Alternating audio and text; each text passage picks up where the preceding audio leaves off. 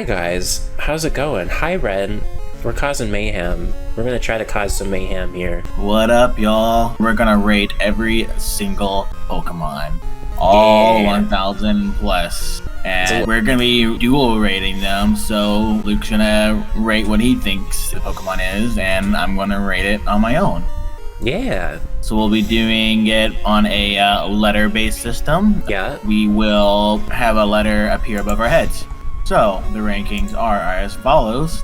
C ranking. C rating is you don't feel too strongly with the Pokemon. Either way, pretty inoffensive, if not a little boring. Just another number in the Pokedex. Neutral. Yeah. B rating. It means you like it. You like the design, maybe you like the typing, maybe you like the stats, maybe it serves you well on the team. Yeah, a thing or two that you would potentially change about it, but not bad. Yeah. A rating. A rating means no notes. You love it.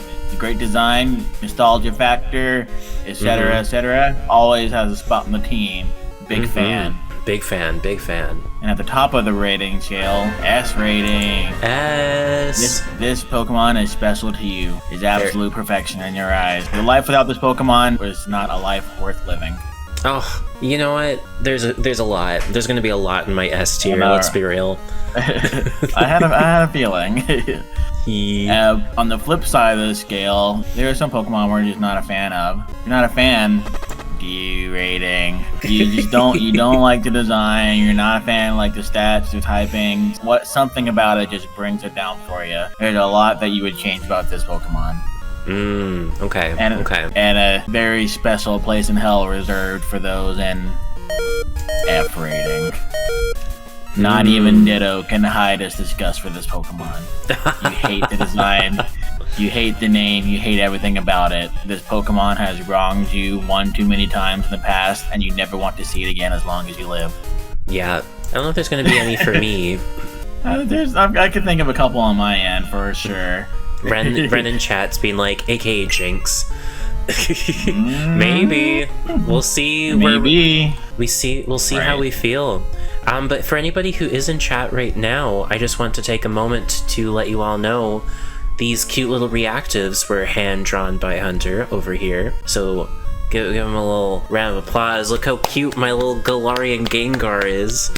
Yeah, I'm representing the Unova protagonist in mine. But yes. The more that I look at our images, the more it feels like Chowder and Michael Moore decided to start a Pokemon podcast. Yes.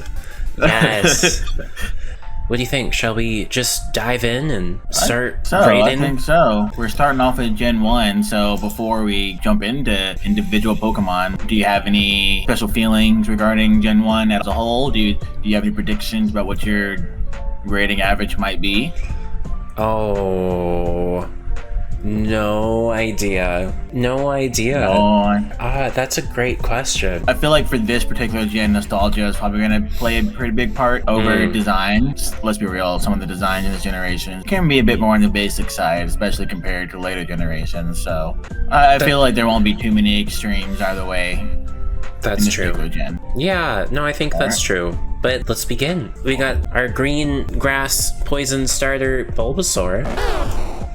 Bulbasaur, they're the classic number one of several first Pokemon in the world of Pokemon. I mean, I think it's a pretty classic design. I feel like it wasn't until many generations later that I realized that the whole line was supposed to be a frog, Pokemon. I agree.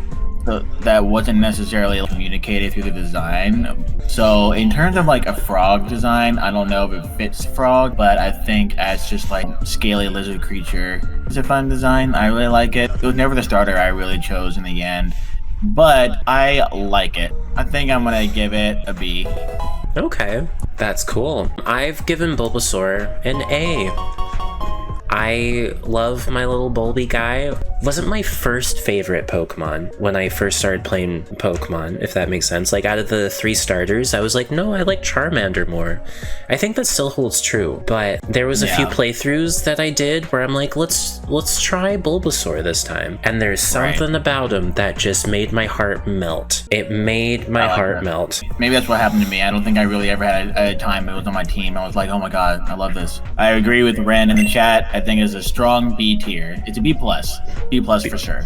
B+ for you? Cool. Yeah. All right, there we go. We've got the evolution now, Ivysaur. I think it's a cooler version of Bulbasaur. It's a little bit bigger. The flowers starting to sprout. Ivysaur is the cutest thing ever. I don't know. Something about Ivysaur makes me think of like a really cute pug. A cute pug with a bulb blossom on its back. And like, I also remember having a moment where I was maining Ivysaur in Super Smash Brothers. I thought Ivysaur was so strong and so, but also like really cute, like this cute little 4-legged powerhouse plant dinosaur frog.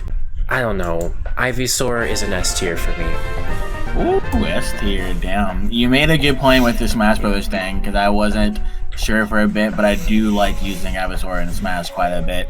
So I went with A on my end. Ah, cool. I do like Ivysaur a bit better than Bulbasaur. It's a good little A-er. Yeah. Dang, already up in the S tier. Oh, like Ivysaur, I have a drawing of an Ivysaur that I did. And it was like the second time I ever drew Ivysaur, and I was so impressed with how well I drew it that I've kept it. It's been like 10 years. It's this tiny little drawing that I have pinned on one of my cork boards. That's cute. Yeah, I like Ivysaur. Ivysaur is a C tier. Whoa. Dang, C tiers in the chat for Ivysaur. I respect it. I respect it. Yeah, it's all good. Okay, so now we've got Venusaur.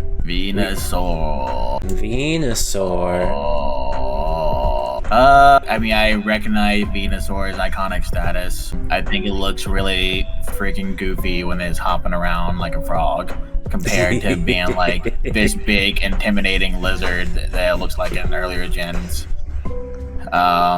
Legit. It is also a high B for me as well. I think high B? So of the 3, yeah, high B soar.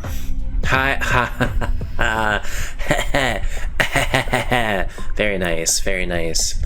I think for me, Venusaur is a B. Oh, first agreement. Okay. Yeah. So I think we both seem to like Ivysaur more than the most out of the Saur family.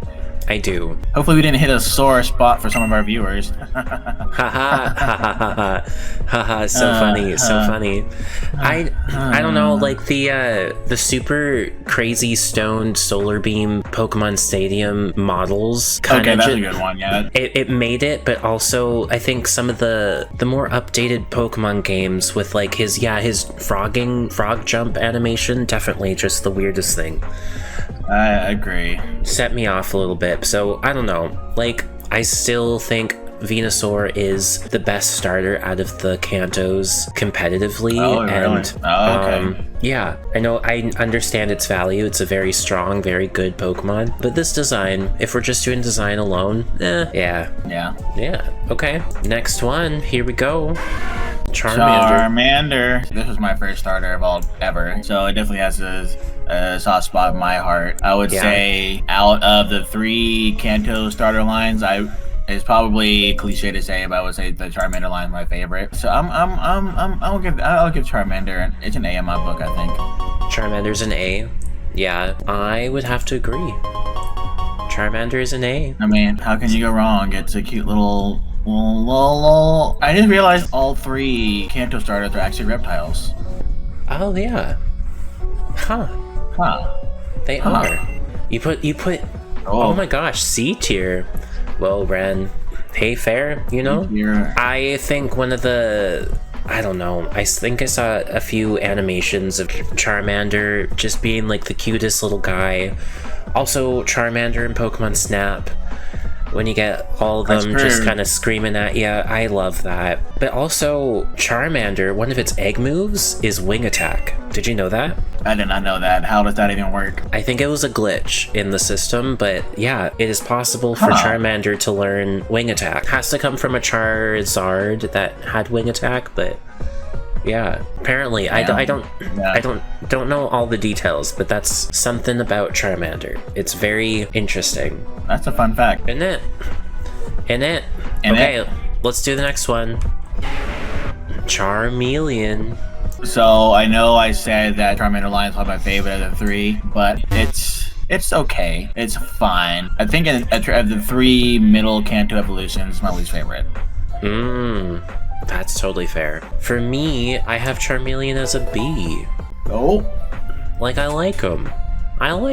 He's a cooler Charmander. He's a Charmander with a horn. I don't know. He's just a little guy. He's a slightly bigger little guy. It's just a slightly bigger, redder little guy. I've also just been, like, curious about Charmeleon in the past. I think I remember training just a Charmeleon once. Like, I put a Everstone on it. Like, no, you don't want wings. That's something you don't want for this one Charmeleon. You may have Wing Attack, but by God, you're not gonna have anything to do with it. Yeah, exactly. Alright, here we go, guys. Charizard. Well, it's one of the original mascots. That one of the box Pokemon from Red and Blue. I like it. I mean, there's a reason why it's so popular. I think it's a great design. It's one of Ash's best companions. It had a fun personality in the anime where it went through its angsty teenager phase and then it became a big old bitch until it wasn't. That's so funny. I was just watching this episode of Pokemon today where they went to that Charizard Canyon, and Ash's Charizard was the weakest Charizard out of all of them, and he got like yeeted into a lake, and oh my god, it was kind of crazy because I held my breath because his tail went under. Then he just like, no, I'm gonna stay in this water until I get accepted by the Charizard tribes, and I was crying. I was like, no. Wow, it's an A for me. For me, I'm a B. Oh, okay. I think nostalgia is playing a pretty big part in my ranking for my rating. That's totally fair. For me, like, I get the hype, but I think it's overdone. The hype is overdone. Totally. That's totally fair. Like, we've got 2 Megas, which is only shared with Mewtwo. We've got a Gigantamax. We've got Regidrago. If you think about it, it's just a Charizard head. It is. I didn't even think about that. There's too much Charizard love. I think it's just being overdone a little bit. But yeah, that's just my thoughts on Charizard. Shall we do the next? Do it. Squirtle. Squirtle. I mean, it's hard to not like Squirtle. Yeah. It is adorable with or without sunglasses, but when it has the sunglasses, it's extra adorable. We love the Squirtle Squad. I think it's a really great design. It's like, it's not too simple, but it's simple enough. It's not over-designed, but like even like the little tail, it's a great little addition. I think I'm gonna go with B. I like Squirtle. I like Squirtle. Interesting. I'm an A. I love this little guy. You're an A? I love this little guy. I was teetering. You know what? No, it is an A. You're right. I'm gonna switch my answer. I changed your answer. My influence. It's just because I like the next one more. Oh, okay. Well, then let's do the next one. Well, Wartortle, I think, of the 3 middle children, Wartortle is my favorite one. I love the wings, I love the tail. They give this really cool fantasy element to the design. I don't know, I'm just a really big fan of that one, so it's also an A for me, but I think it also is a high A, while Squirtle is like a regular A. Oh, I see. Yeah, I'm an A as well. I like how its ears get fluffy. I don't understand why its ears are fluffy, but I like it. I don't either, but I'm also a fan, and I was disappointed to see the wing go away. The feathery turtle-y part. Yeah, I guess that's true. It's my first A tier. I love the ears and the tail. Ah, heck yeah. We've got our Canyon Turtle Boy. To me, Blastoise is always one of those Pokemon that just never seemed to be able to live up to its potential for me in a few ways. Yeah. I'm not sure what it is. I'll like it. It's cool, but I don't like it as much as Wartortle, and I almost wish that it was more similar to the Wartortle. Oh, I hear you. I hear but you. But the two cannons is pretty cool. Yeah. It's I'll give it a B. It's a B for me. You're a B B. for Blastoise. That's totally fair. I'm an A. I was thinking S tier for a moment, but Blastoise was my first starter, and I think there's Pokemon I love a little bit more than Blastoise, but my first starter, I love the cannons. I don't know. It was just for me. You for me, you little guy. Ren Blastoise. does not like the Blastoise. Ren's not a Blastoise fan. Not popping off in the chat for Blastoise. Well, oh well. What are you gonna do? What are you gonna do? What are you gonna do? What are you gonna do? What are you gonna do? What we're gonna do is we're gonna go to the next Pokemon. Caterpie. Ooh, I do love me Caterpie. I think Caterpie has a great little design. I don't know. I mean, know how to explain it. Like, I like the colors. I like the little red Y thing on its head. The eyes that have no thoughts or intelligence behind them. It's just super cute. It's super cute, but I'm not going to blow my A load yet. I think it's still a B for me. I like it. I like it a lot. High B. High B. Interesting. High B. For me, Caterpie is a C. Oh. Neither here nor there. Caterpie. Yeah. Neither here nor there. It's a bug. It's a cute little caterpillar. That's sure is. Yeah, it is very much just a caterpillar, but yeah, design-wise, I think it's a B for me. It's a good design. That's true, but I don't know. Just it hasn't excited me like some of the other ones do. Metapod. In terms of our cocoon Pokemon, it's still a B for me. I like it. It's a B. Noise. Yeah, I think it's Metapod versus Metapod fight in the anime is one of the most iconic fights of all time. This is true. Definitely in the top 10 anime fights in my mind. It was very funny. I don't know. For me, I'm still a C. I'm still a C. Yeah. Sure is a cocoon. Sure is. It's fine. I like it. Of all the cocoon Pokemon, I think I like it the most. You know what? That's fair. Of all the Pokemon that are meant to be cocoonish. Cocoonish. Yes, I agree. That I think it's the best one out of the cocoons. All right, here we go. Metamorphosis. It's a great Pokemon. It's a automatic A for me. I love Butterfree. I think it's a fun Pokemon to use. I love the design. The cute little derpy face is adorable. I feel that I subscribe to the Venonat Butterfree theory, and I feel like I would enjoy it more. Oh, interesting. But in terms of the classic Kanto bug, Butterfree is it for me. Okay. I am a B. B for Butterfree. Yeah, I really like Butterfree. I think when it comes to butterfly Pokemon, I think there's a few that I like a bit more. It's cute, and definitely lots of memories and nostalgia there, but I don't know. I think there's some that spark a bit more joy. If the shiny was actually pink, it would probably be even better. Yes. Yes, agreed. Pink Butterfree, oh yeah. Weedle. C. I'm not even gonna think about it. It's fine. It's perfectly fine. When you put it next to Caterpie, I think Caterpie is just better designed. I'm a C2. I used to love drawing Weedle as a kid though, because it was so easy to draw, just a bunch of circles and a couple of points. Very easy. Gotta like a easy design Pokemon. Makes you feel like you can actually draw a Pokemon. I think I've seen some images where they turn the nose into like a mouth with one tooth, and it's kind of funny. Kind of like the Diglett too. The Diglett effect. Haha, that's funny. Solid C, middle of the road. Yeah, it's neither bad nor good. Now we got Kakuna. I'm gonna give it a B. I remember as a kid thinking it looked like it was wearing a tie in its sprite. It does. So, he's a fancy boy. Looking at the art now, at first I was like, I don't think I like Kakuna as much, but looking at this art on the screen, I think I like it a bit more. It's like a business penis. It's a oh my gosh, a business penis. This penis means business. Wow. Wow. I'm a C. That's just me. Though I do love the Pokemon version of Hakuna Matata, which is Kakuna Rattata. And you can't have Kakuna Rattata without Kakuna, so... It's true. There we go. Let's do the next one.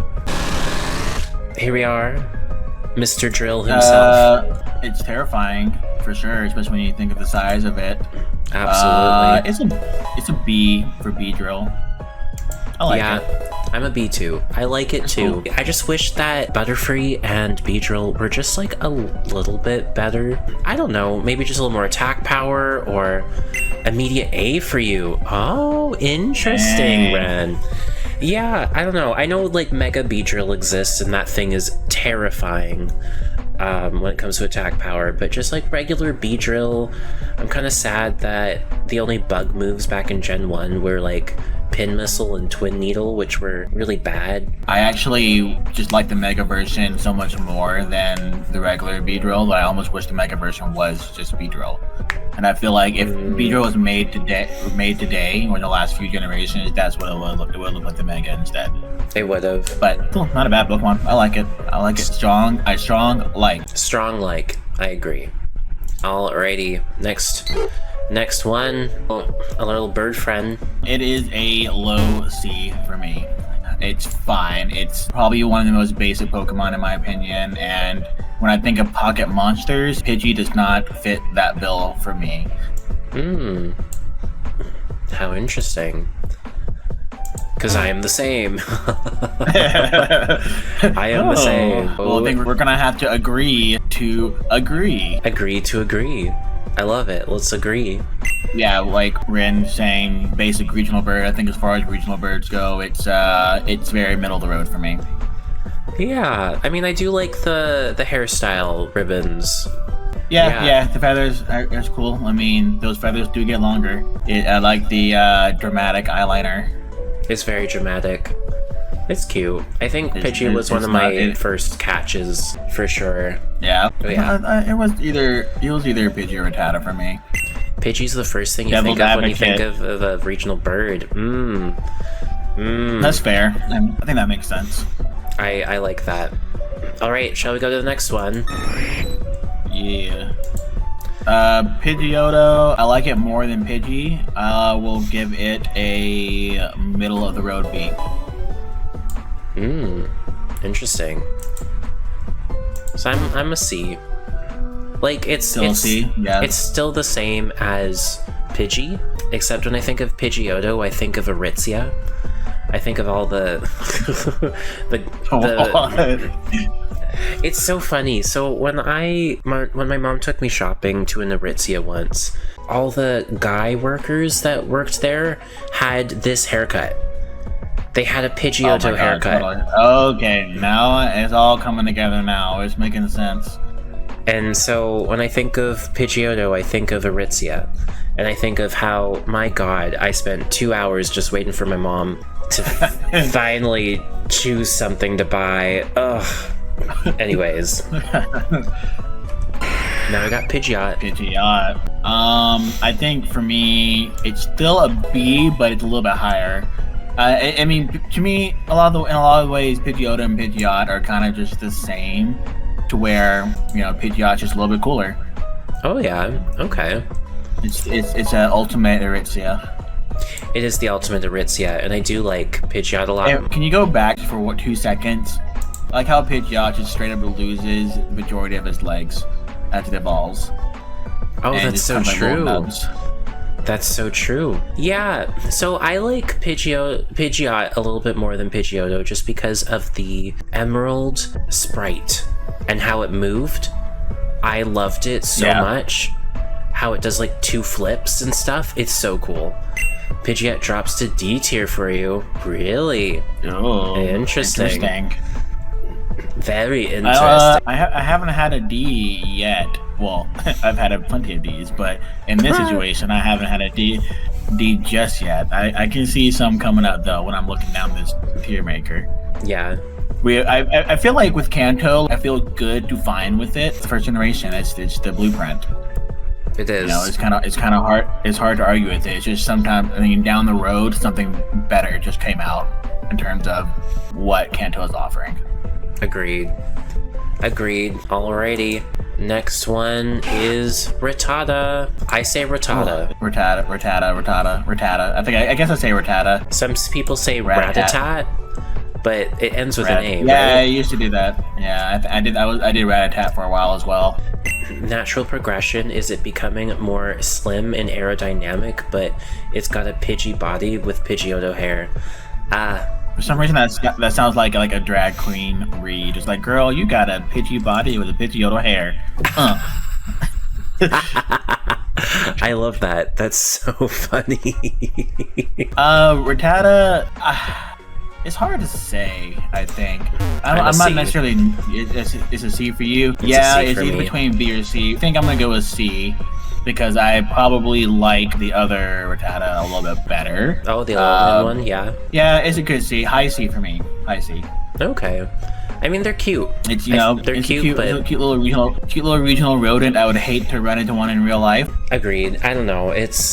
I never really saw them as something special. I usually avoid catching Rattatas because they don't spark joy. Yeah, it's one of those, you catch it, you got the Pokedex entry, you evolve it to Raticate, and then you box it.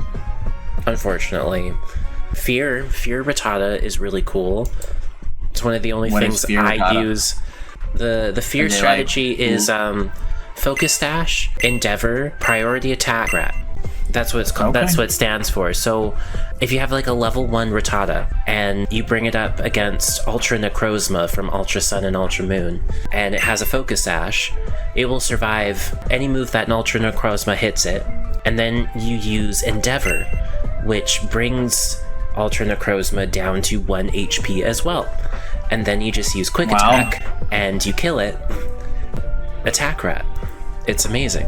All right, Fear. Well, looks like we got a Fear Rattata Let's Play coming up then. Oh, geez. Maybe. That would be terrifying. But speaking of terrifying... It is also a C. It is strongly missing a top hat and a cane. That's true. I still like Raticate. I think they're very cute in their own little way. It's so ugly, it's cute. That's why people love rats, because they're so ugly that they're cute. Yeah. And it's just, I don't know. I'm kind of neutral about them. That doesn't mean a bad thing. Like, I still accept their existence. You know what I mean? Yeah, you know what I mean? Exactly. Well, let's see who's next on our rating list, shall we? Oh, yes. We got Spearow. I think I like Spearow more than I like Pidgey, so I'm going to give it a low B. Okay. It created a really cool moment of tension in the very first episode of the anime. You know, It helped set off the whole Ash is in a coma theory. It helped Ash, I know, right? It set the course for Ash seeing what at the time was an unreleased legendary. You know, waking up and seeing the was that right? Did that happen right after the Spearow? It kind of did, yeah. Yeah. I think Spearow had a better place in the Kanto history than Pidgey, even though it's not necessarily the regional bird. I just think it's cooler. Okay. I like the design better. I like the spiky hair. It does have spiky hair. I don't know. It's not. I'm at a C. I'm at a C. I believe that and I respect it. Yeah, I don't have too much to say. It's just Spearow. I usually would catch a Pidgey over a Spearow, even though objectively Spearow was much better than Pidgey. I think I just liked the design a bit more than Pidgey, but that's just me. But we got now its evolution, Fearow. I like Fearow. I one time I played Heart Gold. I played a very interesting run where I could only use Pokemon gifted to me by NPCs. And then there's a Fearow there that you borrow. Right. What was the team? It was Fearow, maybe the starter. It was Togekiss, which is get the egg. I used Leafeon, so I got the Eevee, traded it over to one of the Gen 4 games, and then evolved to Leafeon, traded it back. Dragonite, and I feel like maybe Shuckle. But yeah, it was cool. It was a Pokemon that would just give, and Fearow was awesome. So it's a solid B for me. It's a good Pokemon for sure. Fearow's F. Whoa, we got our first F. Fearow's F because the King and Nickel is in pain constant. You know what? Constant pain. I can totally see it. It's like a reverse Adam's apple. Oh, I can. Yeah, I'm a C. It's a C for you. It's the same. I guess I just haven't given it a good chance yet. I could see it being a really good Pokemon. I just haven't given it a good chance, and it just hasn't really, like I say, sparked the joy as the other Pokemon have. But that's me. The design is not necessarily that exciting at all, but I do think it's more terrifying than Pidgeot. Oh, totally. I would probably, I think I like Pidgeot a bit more, but I do like Fearow. Yes, Fearow is a good Pokemon. It is objectively better than Pidgeot, but I like Pidgeot a bit better, just design-wise. Okay, who's next? Ekans. Ekans. What do you think about Ekans?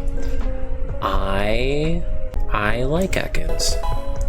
I like him. I also like Ekans. I went with B with Ekans for as well. It's just a danger cool. noodle. I mean, it's a great color scheme. You know, I love some purples, love some yellows. I think would be as scary as fuck to run into. Absolutely. Yeah, it's cool. I agree. I started really liking Ekans when I was playing a ROM hack. Emerald Sea Glass. That was the ROM hack I was playing. And the developers gave him the dark typing, and absolutely amazing Pokemon. It turned into an amazing Pokemon. Noodle is perfect. So it went from literally like a D tier to a B tier within that playthrough, so I like Ekans. That's really cool. Yeah, I like the idea of giving it dark typing. I am not mad at it. Yeah. Well, with that being said, let's go to the next Pokemon. I love it. I love Arbok. It is a really cool Pokemon. I love the designs of the faces. So what is it? Every generation that Arbok has a different face, right? I think that's true. The pattern. Yeah. I want more types of Arbok. I want a regional Arbok. I want a mega Arbok. Like, I want to see some really cool shit pop off with Arbok. I think it's such a cool Pokemon. It's so terrifying. Love the color scheme. It's just great. It's a really cool Pokemon. I never really used it much in a run, and I feel like if I ever play Gen 1 again, maybe I will. Arbok is so cool. I enjoy Arbok. I wish its stats were a little bit better to carry it through some more difficult challenges, I suppose, but I wish it wasn't just mono poison. I wish it was poison dark, like an Emerald Sea Glass. Yeah, that's fair. But yeah, it's cool. There's some poison types that I really love. Hence, me. I am a Gengar. You sound like a high B on your end. It's like a high B. Hell yeah. Very high. All right. Pikachu. The mascot. The Pokemon mascot. What are your thoughts on Pikachu? I love Pikachu. I know my argument for Charizard is that he's overdone, but Charizard was an A. Charizard is an A. No, Charizard was B. Never mind. I don't know. Pikachu just has a charm. Captain Pikachu from Pokemon Horizons is one of my all-time favorite characters. Oh my gosh, I love Cap. I love Cap. I don't know. Pikachu's so cute, but that's me. What's your thoughts on Pikachu? I really like Pikachu. I'm torn between high B or low A. I'm gonna go with I'm gonna go with high B, but Okay. I do really like Pikachu. Pokemon Yellow is a fantastic way to play Gen 1, of course. Yeah, it's cool. It's cute. I do think it's a little overdone. I'm so tired of catching costume Pikachu at Pokemon Go, to be honest with you. Okay, yeah, But that's true. some of the costume Pokemon Pikachus I do love, like the rocker one with like the red jacket and the like the furry collar. The collar, That yeah. one's really cool. Yes. That one's probably my favorite version of Pikachu, but it's a high B for me. It's cool. It's cool. I don't get mouse from it, but it's And cute. that's fair. That's totally fair. Yeah. Ren gave a C. C. Whoa. C for chew it up and spit it out because I don't want it. Right. We got an Toyota A is for doing an Toyota. A. Oh man. Okay, guys. Pikachu's got a leg up. On to the next, shall we? Rai. I like Raichu more than Pikachu, so it's an A for me. I think it's a really cool Pokemon to use. I enjoy using it a lot. I wish Raichu was in Smash Brothers. Because, I mean, we had Pichu, which is like, you know, the small, fast version of Pikachu. We had Pikachu that's neutral. And then it would be cool to have like a heavier one in Raichu, right? Oh, I really like Raichu. I think it's an A for me. me too. Oh yeah. Another A. Another A. Raichu is one of those Pokemon that is a combination of like cool and cute. And that is exactly where I like to be when it comes to Pokemon. I love a nice good combo of cool and cute. I agree. Ugh, especially this pose here. This pose is so cute. Right. It's adorable. Ugh. I mean, it'll be a while before we get to it, but Alolan Raichu, man. Oh my god, S. Alolan Raichu. I'm gonna spoil it. Yeah, Alolan Raichu is just the quintessential S tier Alolan form for me. I love it so much. Sandshrew. See, it's fine. It's cute. It's fine. I'm pretty whatever about it, to be honest with you. I'm a B. What? Who I just heard someone go no as soon as you said B. It sounded like someone was disagreeing with you or something. Oh really? Oh, Yeah. I think that was my cousin. That was really good timing. Keep that in. That's funny. Your cousin hates Sandshrew. I think Sandshrew is really cute. I don't know, the Gen 3 sprite and the Sandshrew is literally just like waving hi to you in the most adorable way possible. My heart melted. Yeah. My heart melted. There are some depictions of Sandshrew that are a little bit like, you're too bulky. I don't know what's about you, but you're really cute. I don't know. Okay, next one. Sandslash. My opinion stays the same. It's cool. I mean, it's okay. I like them.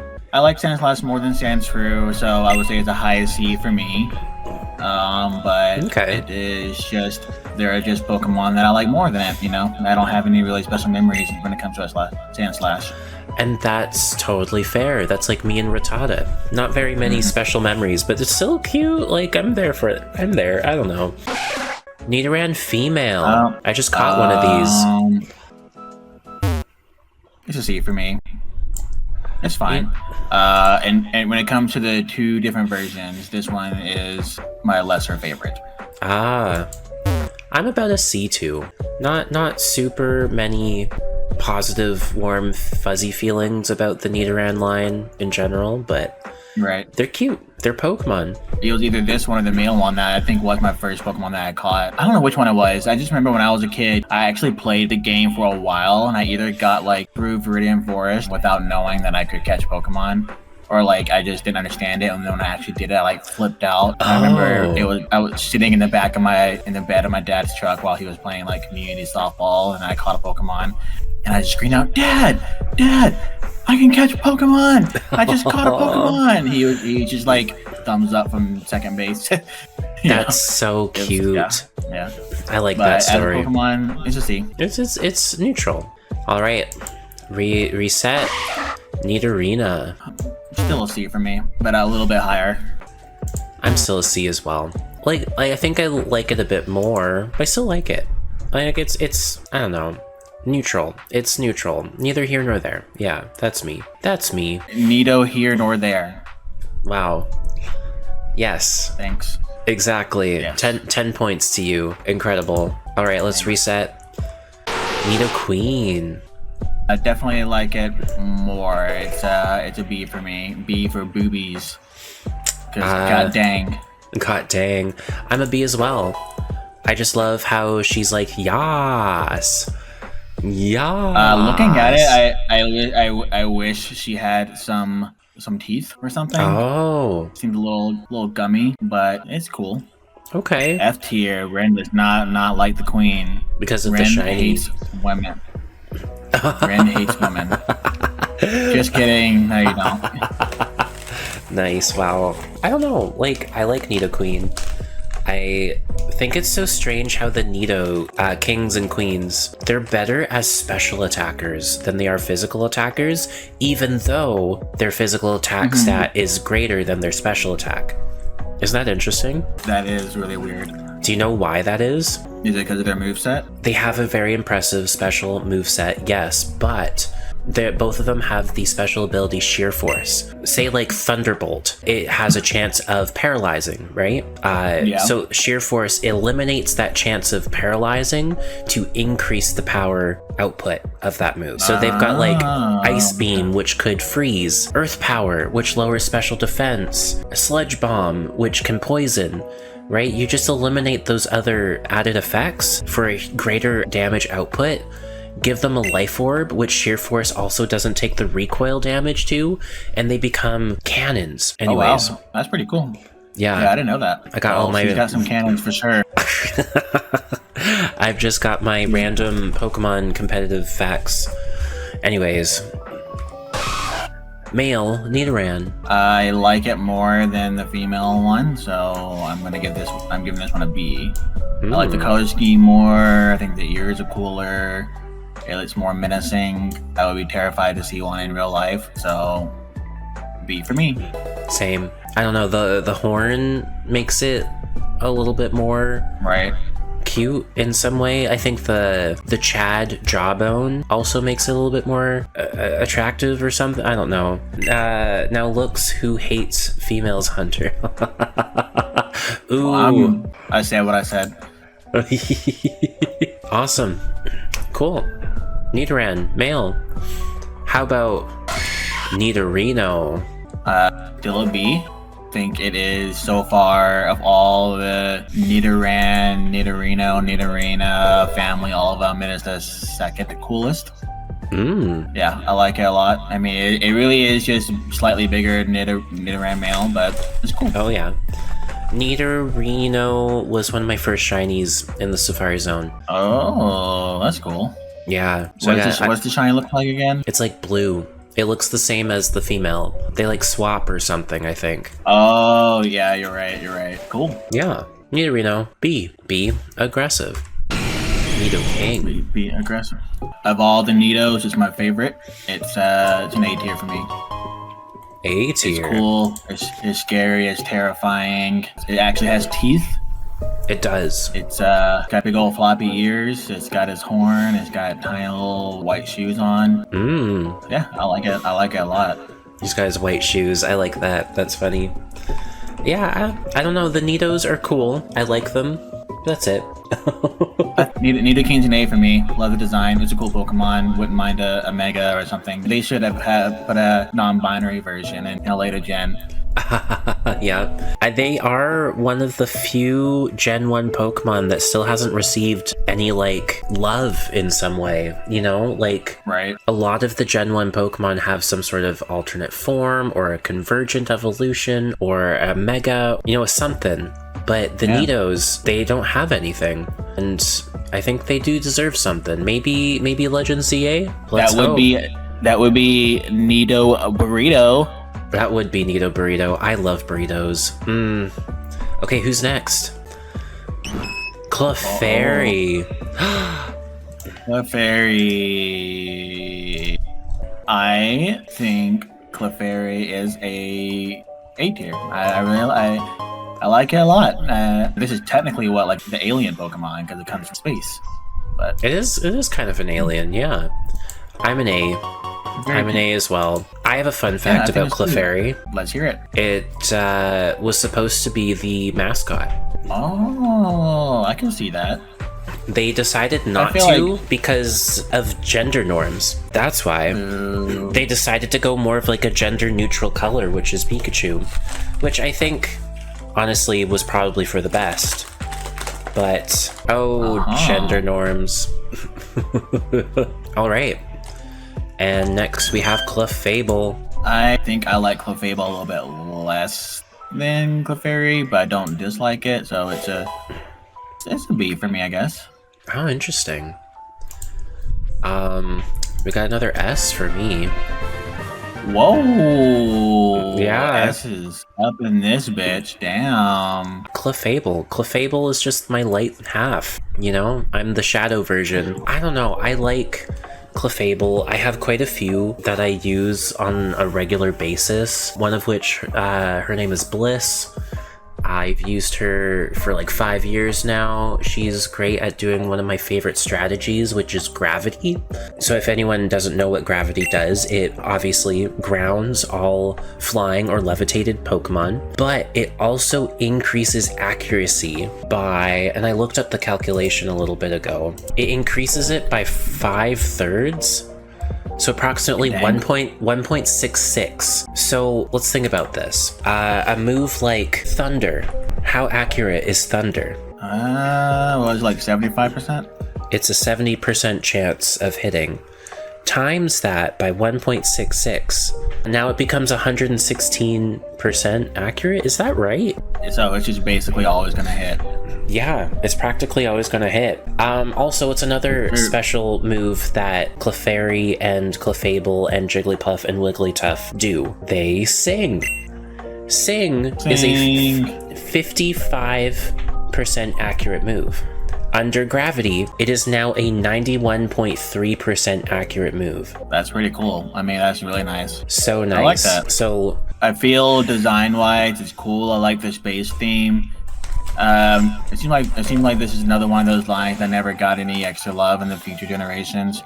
Considering Clefairy and Clefable are like the moon Pokemon, it would have been cool to see variations from other moons, you know, like if they had like different types of Clefairy from other parts in space, you know. So that would be pretty cool to do. Oh man, Vulpix. I have a feeling it's gonna be an S for you, huh? What do you mean? I just have a feeling. That's the feeling in my bum. Well, your bum is correct. Your bum is correct. Vulpix is so cute and special. I love Vulpix. I wish I could have a pet Vulpix. Always loved it. It is adorable. It's a high A for me. High A, yeah. Vulpix is definitely one of the best designed Pokemon, period. I agree. I really like it. It's adorable. Adorbs. How can you not like it? Right? But what do you think about Ninetales? Ninetales. Oh boy. It's still a high A for me, but I do really love it. Same. I think Vulpix is a little bit cuter. It is. But how can you argue with the nine-tailed fox, right? You don't. I do wish that they retconned its typing and gave it the fairy typing, just like its ice variant. Ah, okay. Yeah. I do feel a bit more attached to the Alolan version, I will say. Yes, the Alolan version is amazing. But yeah, I love how they gave it the Drought ability. Back in Gen 5, it was an overused Pokemon because of Drought. Very highly used. Had some really cool things it could do. Really love it. Alright, let's see who's next. Yup. The Jiggles. Oh, man. The Jiggles. I'll go first. I think it's an A. I think it's a classic Pokemon. Whenever you think of Pokemon, Jigglypuff is probably one of the first that comes to mind. I think of Super Smash Bros. Melee, Hungrybox, winning World Champions with Jigglypuff, having a whole documentary after his playstyle of Jigglypuff. I think the Microphone Diva with a Sharpie pen on the back, getting angry whenever it puts people to sleep, even though that's what it does, is so funny. No other anime or TV series has really done a character like Jigglypuff. Yeah, it's amazing. We used it a lot in a Pokemon trading card game in our playthrough, and it served us pretty well. We did. I agree with all of your statements, even more so, and this is my first S tier. I think we got an S. I think Jigglypuff is an awesome Pokemon. I love playing Jigglypuff in Smash Brothers. I agree with the anime personality. I think she's a great Pokemon. She's adorable. She's not overly designed. She's simple. Fits the theme of Pocket Monster, in my opinion. And yeah, S tiers for Jiggly. I still wish, I don't know, I think it's cool that it's a normal fairy, but at the same time, does it really need to be normal type? Right, yeah. I question it, but I like it, but I question it. Nothing normal about this diva. No. Where do you see a creature that looks like this? You don't. Nowhere. Alright, and we talk about the Wiggles. Wigglytuff. Jigglypuff is an S tier for me. I think I'm not as crazy about Wigglytuff, but I still like it. It's a B for me. It's fine. I don't know. I feel like Jigglypuff is just perfect as it is. I'm the same. But like Wigglytuff is cute. It'd be cool to have a Wigglytuff Super Smash Brothers character, but it's just I want more. I think I just want a little bit more, maybe even stat-wise or move pool-wise, or... No, move pool is actually amazing, never mind. Stat-wise, I just wish it wasn't actually as frail as a balloon. Even though it has really high HP, it needs better defenses to use that HP. Yeah, like it. I still like it. It's still one of the best cards in the Game Boy trading card game, so it has that going for it. Absolutely. Oh, Zubat, Zuzu. I'm pretty neutral on Zubat. Yeah, it's fine. You know, it's one of those things that you've encountered it so much over the years that you're just kind of over it when you see it, right?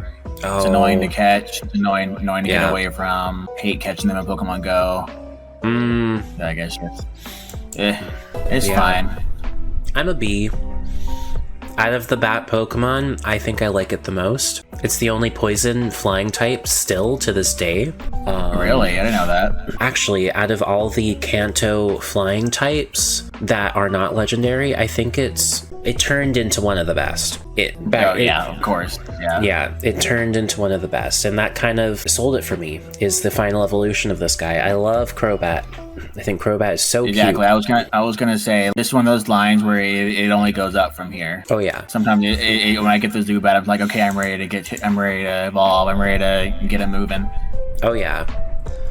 All right. Shall we reset and figure out how we rank Golbat, Mr. Say Ah? One of the Game Boy sprite for it is one of my favorites, with like the crazy mouth and the tongue. Oh, the tongue, yes. And for that alone, I'll give it a B. Very nice. Same. I like it. It's cool. Yeah, it's a cool Pokemon. I think I like the big old mouth. I like the eyes. I like the color scheme. It's just a better version of Zubat for me. Yeah. And I liked having to befriend it. Yeah. It doesn't seem like a Pokemon anyone would really want to befriend, but you know, there's a part of me that really enjoyed giving it a little nickname, giving it little pets, give it a little, I don't know, it was really cute and funny and great, and I fell in love with Golbat. That's me. Rand said, whole Zubat line is a C, not really one way or another for me. Yeah, that's fair. It's all good. I feel like it's one of those lines that's hard to give it the same score across the board, but I respect it if you do. All right, let's reset. Let's figure out who's next. Oddish. Oddish is so freaking cute. It's an A. I love Oddish. It's so adorable with this. I used to draw other Oddish lines where I use the leaves to give it like other hairstyles. Like I did like a leaf mohawk and I called it Awesome, like OSSOM. Oh, that's so cute. No, Oddish is so cute. Oh my gosh. It's hard to beat this little guy. It's simplicity in its perfect form. Yeah, this Pokemon's so easy to draw. Beautiful. Little cutie that is. Such a cutie. But let's talk about this guy. Gloom. Gloom. I'm also gonna give it an A. I like it. I think it's a little bit lower in the A spectrum, but it's still an A for me. Okay, I'm a B. I'm feeling the B. I mean, there is a little bit of drool coming out. poison drool. Yeah, the drill's a little strange. The look how they massacred my boy, D for me. Oh my god. Oh my goodness. Pokemon Stadium model. When its eyes stick out and it's just like blah. Right. I get a little bit turned off. But Gloom's cool. Like, sometimes the middle stages are the most awkward. Right. Yeah, that's true. That's true for a lot of the Pokemon, in my opinion. Right. When it comes to the middle stages. Let's talk about the next one. This beautiful Vileplume. Beautiful Pokemon. It is... I'm an A. I love Vileplume. Yeah. I think it's also an A for me. It's the highest of the A's in this family. I think it's just a really consistent line all around. I mean, I do feel like this, when you put the three Pokemon together, it really does look like it's like, hey, I'm oddish, but I am cool as fuck now. Like it's doing a little my lady hat tip with his flower. My flower. I mean, I guess in between Oddish and Vileplume, Gloom is a little kind of out there. So, Vileplume's an awesome Pokemon. Love the big flower. It seems like grass Pokemon and Kanto are kind of like, hey, here's a creature, let's put a flower on it. Interesting fact about all grass Pokemon in Kanto, only Tangela is grass type. The rest are grass poison. I was wondering about that. Yeah, it seems like poison was really synonymous with grass in Kanto. It was. Absolutely was. Well, I love Vileplume. Such a cool Pokemon. Okay. Paris. It's a D for me. D. We got a D. It's fine. I'm not really crazy about it. Legends Arceus really turned me off of Paris for sure. They were a bitch in Legends Arceus. Like, I know, right? Definitely some of the most annoying Pokemon. The concept behind it is pretty cool. It's like fungi taking over like a creature. I just think like gameplay wise, memories wise, other than Legends Arceus, it's just nothing special for me. I'm just not that big of a fan. That's totally fair. I wish the typing was a bit better. That's all I'm gonna say. Okay. Parasect. That's a C for me. I like it a bit more. Big old mushroom crab. I'm about to C as well. Like, I like it, but... The drawing makes it look like he's got like a little dorky smile with glasses. Yeah, he does have a little dorky smile. But it's actually kind of fucked up because it's just a crab that's fully like taken over by this mushroom, so... Yeah. Just go white. A part of me wishes it was like a bug ghost. You know? Yeah, that would be cool actually. That would be, that would be really neat. Yeah, like I see why it's a grass type, but I think it should be like a ghost type. Right. Yeah. Yeah. Either ghost or poison or something. Like, it's not poison type, is it? No, it's a bug grass. 4 times. Yeah, I probably agree with the bug part. So I think the bug type, it's a shape. You know, like the designs of the Pokemon has to be bug shaped in order to be bug type. Yeah, that's true. Where other types can be more like elemental, you know? Right. Anyways, wish it was a ghost type. But that's okay. Who's next? Venonat. I really like it. I think it's a cool little. I love the eyes, love the mouth. It's an 8 for me. And as far as wow. What? Wow. It's what? Not an 8 for you. Okay. Okay. It's a cute little fuzzball. It's a really, really giant fuzzball. I don't really know if I understand the evolution line as well as I could. Like, why does it turn into a moth? I don't really know. Yeah, I agree. I think that, if it evolved into Butterfree, it would be even cooler. But I don't know if that would make much sense either, so... It's true. Like, it's cute. It's cute. I like it. It's not one of my top favorites, but I like it. Yeah. Let's talk about Venomoth, though. Venomoth. Let me find it in my thing.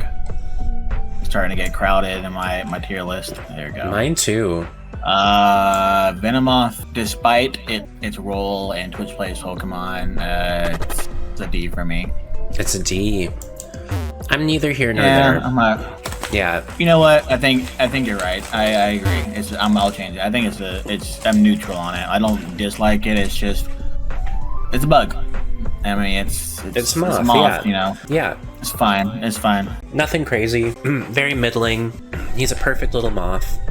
He's a perfect little moth. As far as moths go, you know, I'm sure he's a cool moth. They're giant ass moths. Yeah. That would terrify me a little bit, but they're cool. Right? I don't know. Now, if there was like a Gigantamax version or a Mega version that was like a Mothra, like Godzilla Kaiju based, that would be pretty cool. That would be cool. I wish the stats were better. The stats are not too great. No, not at all. Wish it was a bit better. Also, why does Sabrina have one? Yeah, that is weird, huh? It's not even psychic. No, doesn't make sense. Shall we talk about the next Pokemon? Diglett. Diglett dig, Diglett dig. Diglett. B for Biglet. I like it. It's a cute little simple design. In some ways, it doesn't make a whole lot of sense in the Pokemon world. At some point, they've got to come out. I think the muscular memes are funny. But yeah. But otherwise, yeah, it's fine. It's cute. It's cute. I like it. It's cute. I know it's a B. But what about Dugtrio? Dugtrio is just 3 Diglett smushed together. So it remains a B for me. Still a B. It's just 3 of them, which is great. I feel like I'm just not crazy about when, they just take what are simply 3 of the same Pokemon, put them together, and be like, hey, this is a whole other Pokemon. Like, there's got to be some sort of, like, singular entity to it to me, and it's just not really that. It was just like, hey, how do we make this an evolution? I don't know, let's just add 2 more of them. Yeah, it's weird. But they do that frequently with Pokemon. Oh, I know. Ran is not a fan of the dig. Not a fan of the Diglett line. Nope. Alright. Let's talk about the next one. Meowth.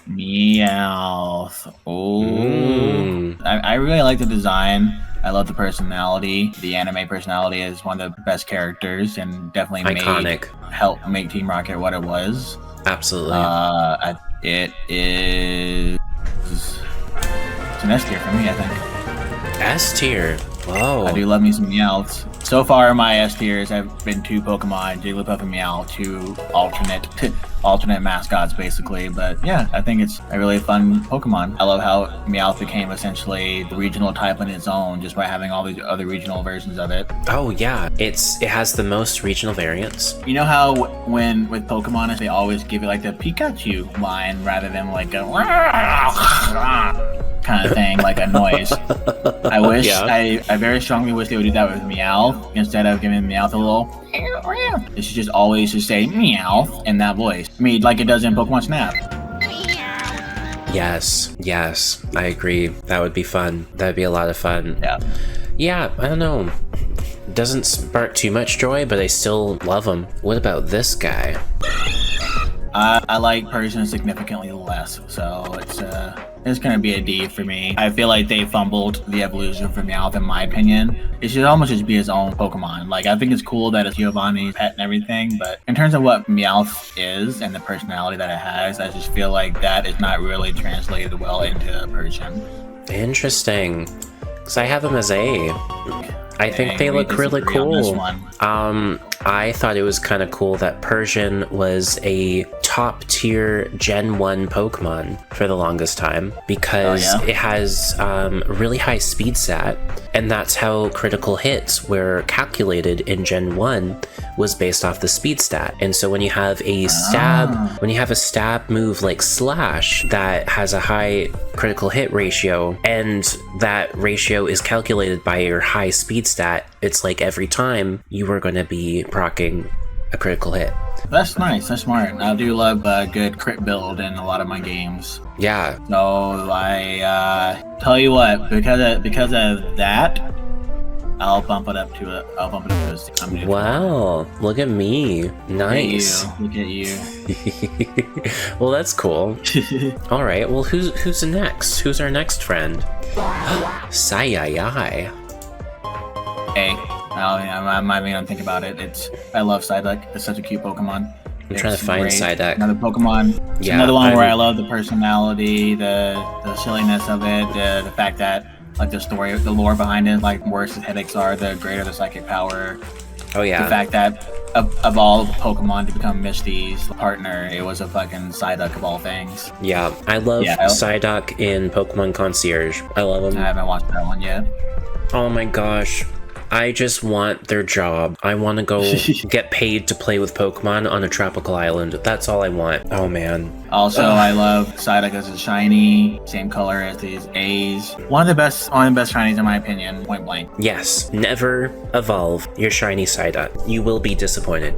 Yep. Yep. Speaking of evolving your Psyduck, Golduck. I don't think I'm gonna change my mind on this one. It's a D for me. I feel like a lot of things about this Pokemon just does not make sense. I don't feel like Psyduck would evolve into this Pokemon necessarily. I don't know. I just not really a fan of the design either. It doesn't scream duck to me. It's more like maybe like a Kappa, like a blue Kappa's Pokemon. Okay, yeah, I see that. On the Wikipedia it says Golduck is sometimes mistaken for the Japanese monster and the physical inspiration for Golduck, the Kappa, due to its shape and web page. So I was correct. But I think the fact that they don't even like try to make it be like, hey, this is the Kappa Pokemon. Yeah, just not a fan. Yeah, I see it. I don't know. I'm neither here nor there. I remember liking it as a kid, mainly because of the anime and how cool it was, especially that episode where they thought Misty Psyduck evolved. But after that, the hype just kind of disappeared. Right. Yeah. Yeah. All right. Who's next? Mankey,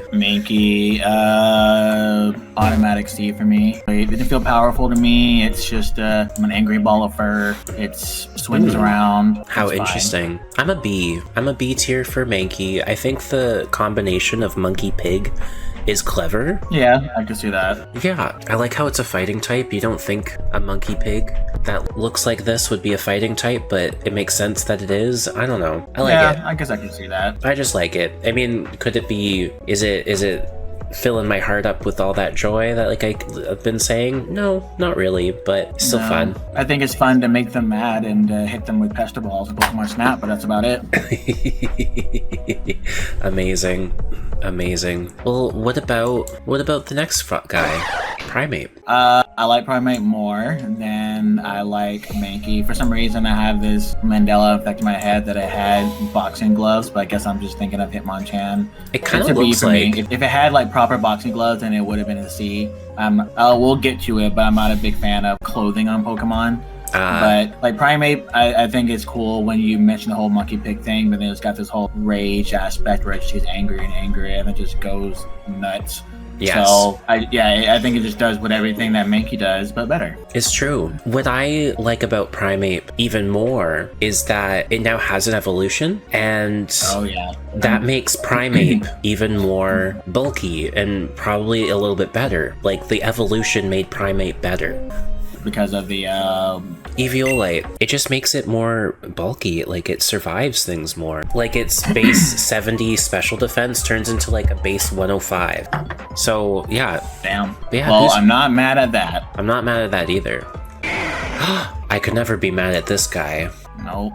Oh yeah, it's hard. I don't think I'm gonna go as high as an S, but it's a very high A for me. I mean, Growlithe is such a cutie. It's adorable. It's one of those Pokemon you wanted to pet. Yes. I just did a recent playthrough of Scarlet, and I ran into a Growlithe, and I was just like, you know what? Yeah, I've trained a Growlithe before, but that was like 10 years ago. There's a reason why I like it. I want to find that reason again. And when I evolved Growlithe into Arcanine, yeah, that love rekindled again. Anyways, Growlithe's so cute. Shall we talk about the next boy? The next good boy. I feel like since Growlithe is such a high A, I will probably go S tier with Arcanine, because I mean that's literally the next level up in terms of where Growlithe is in A. So it's a great Pokemon. It's well designed, simple but not too simple. Yes. Oh, he's so fluffy. I love how fluffy they are. Okay, right. Sorry. I mean, I just think it's in terms of all the fire Pokemon in Kanto, it's my favorite. I love Arcanine. There's a really cool strategy. It's a double strategy with Arcanine. It requires Arcanine and Spinda. Really? Yeah. Huh. So Arcanine needs Intimidate as its ability, and Spinda needs Contrary as its ability. And if you don't know what Contrary does, it boosts the opposite of what a move normally would either boost or boon, if that makes any sense. So let's say I have Spinda, who can learn Skill Swap, who has Contrary, and I swap Intimidate and Contraries onto Arcanine. So now Arcanine has Contrary. The move Close Combat tends to minus its defense and special defense after every use. But now with Contrary, it pluses defense and special defense after every use. And then Spinda could then skill swap Intimidate onto its opponent Pokemon, and now that will proc, causing us to lower our attack. But with Contrary, it's gonna now boost it, right? That's pretty smart. Yeah, that's very smart. But yeah, Arcanine. Nice. Love it. We love you, Arcanine. Love you. Okay, who's next? Poliwag. Poliwag. Interesting. I'm gonna go with a very high B for this one. Yeah, I'm a B too. I'm a B as well. Yeah, very cute Pokemon. It checks all the boxes in terms of like cuteness and something that makes it stands out. I know it's a lot of Pokemon that are like, oh, I'm round, and then I have this swirly thing around me. It's like Jigglypuff is round and it's got like the little swirls, and then Fairy is kind of round and got like a little swirl on it, and then yeah, I don't know. Maybe not like always, but that just seems to be kind of like a theme to make a good design for a cute Pokemon. Yeah, that's true. Interesting patterns. This was one I like to draw. Yeah, it's definitely a fun one to draw. Okay, but let's talk about this guy. Poliwhirl. That's an A for me. I love Poliwhirl. Even though I don't really like clothing on Pokemon, I'm choosing to ignore it just because there's something about this. I mean, it's confirmed to be the creator of Pokemon's favorite Pokemon. Like they tried to make it a mascot for a good minute there, and then eventually kind of backed off. But I would have loved for it to stay. When I see Poliwhirl, it takes me back that Pokemania craze, because Poliwhirl was like all over like the covers and stuff alongside Pikachu and Jigglypuff. Absolutely. Absolutely. No, I love Poliwhirl. The design is simple, and yet there's still something kind of complex about it too. It's cute. It's really, really cute. I love it. It's adorable. Snaps to you, Poliwhirl. You're a cutie. Super cutie. What about this guy, though?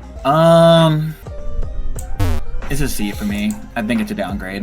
I'm not a fan. I don't know. I just feel like Poliwhirl is such a great design of Pokemon that I feel like it takes what I enjoy so much about that design and just kind of ruins it a little bit. Like you just don't get to sense that Poliwag and Poliwhirl are suddenly gonna be these angry frogs and now full of wrath and rage. It's just I don't get that vibe at all. So I don't know. It's a C for me. I'm neutral. I don't like that the white part on the belly doesn't stay perfectly round. Oh, I see that. The swirl, so it just feels kind of off to me in that sense. I see that. It looks just a little bit too much like Poliwhirl, that sometimes I get them confused. Totally. Yeah, I had a Poliwrath that I trained. It was a pretty good Poliwrath, but still a little bit underwhelming. I feel like I would be okay with Poliwhirl being the end of the line, but unless I would be open to seeing other interpretations. Because to be frank, I don't think that either of Poliwhirl's evolutions necessarily fit the bill in terms of the first two of the line. Oh, not even Politoed. It's just such a drastic change, you know? It is a big change. I get that. All right, well, who's next? Ooh, Abra. It's a B for me. I really like Abra. An A. You know what? No, you're right. It's an A, and you know why it's an A for me? Why is that? Because it has one of my favorite TCG arts, the Rocket's Abra, I think, where it's like sitting on top of the tower. Yes, I know exactly what you're talking about. So I love that art. But yeah, it's cool. It is cool. Yeah, I like Abra. I think I actually like it better than all the other designs. I think it's really cute. You know, it is a cool concept where it's kind of like a Pokemon that's just like wants to be left alone and it just teleports away as soon as it can, and it's almost like elusive. Where I mean, that sort of elusiveness is kind of worn off nowadays, where it's probably way easier to catch an Abra. But you know, back in the day, like, ooh, I gotta catch this Abra, I gotta work fast. Yeah, before he runs away. He's Eepy. He's an Eepy guy. Indeed. I love it. Okay, next one. Kadabra. I'm gonna give it a C on Kadabra. I think it's fine. Yeah, I don't like the spoons. I don't like when they're just holding objects, because it makes it. Because when you see these Pokemon, it comes off like it's supposed to be part of their biology, but there's just no way. They're just fucking spoons, you know. They're just fucking spoons. Yeah, I think I'm in the same boat. It's like I don't know, the mustache, the big fluffy tail. It's not really working for me, but I can see them being cool. But I'm just kind of neither here nor there. When I look at Abra, I feel like it would have been cooler for Abra to turn into more of like a body type that's similar to maybe Mewtwo or like Frieza, kind of skinny, but it's intimidating. It's slender, like floating there. It eventually has huge psychic power, not like so bulky. So I think that's the direction I would have taken with it. I can see that. Yeah, totally. I don't know. Kadabra is neither here nor there, but right. Alakazam. Do you have some other thoughts about Alakazam? If it wasn't for the spoons, it would be an A tier, but it's a B tier because I don't like the spoons. I don't know why I don't like the spoons, even if it's the fact that they are spoons. If they were just like, even like an object somehow found in nature, it would be different. But I think it's a better design than Kadabra. Like, I like that. This body shape, I could see it kind of fitting a bit better with an Abra evolution, but I would still get rid of the mustache. Yeah, I don't know if I'm a fan of the mustache myself. I wish I had a tail. Where did the tail go? But that's me. Yeah, that's me. I think I would have kept the head shape of Abra a bit more faithful. Like, if you want to go back to Abra, it had a bit more of like a head shape that I think is better defined, in my opinion, where this one is like, let's just stretch things out into random horns and cheekbones. Yeah. Anyways, Alakazam. I like him, but I like Abra the most. That's all I gotta say. I agree. That's kind of where I'm at. Machop. Oh my gosh. Okay, what are we gonna rate Machop? For me, Machop is a pretty solid C tier. Yeah, Machop is essentially the definition of C tier for me. Like, it's a Pokemon. Fine. Sure, it's a Pokemon. It's weird because the nakedness is almost strange to me, even though yeah, like it's just like they give him underwear eventually. But even if I don't like clothing, I think it was necessary to give them the Speedo. That's so true. Yeah, I always think of the Pokemon trading card game, how the base set always had so many Machops. And I'm like, another Machop. Okay. I just feel like I was always ready to evolve it as soon as possible, if I ever had one. Yeah, agreed. Alright, what about Machoke? I think that it bumps itself up a bit. I'm trying to decide if it's I'm gonna give it a high B. High B. I'm still a C. High B. Yeah, I don't know. That is, again, it is weird to just suddenly give it a championship belt, and now it's just part of its biology. Yeah.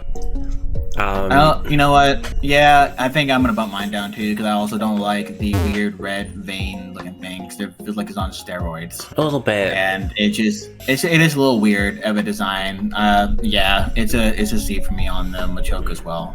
They just look like lizard people. They do. Like the face looks like a lizard or a crocodile. I don't know. Right. Yeah, it totally does. It's like a human crocodile, and it's not bad. Like, every time I look at Machoke, I'm like, yeah, that's a fighting type Pokemon.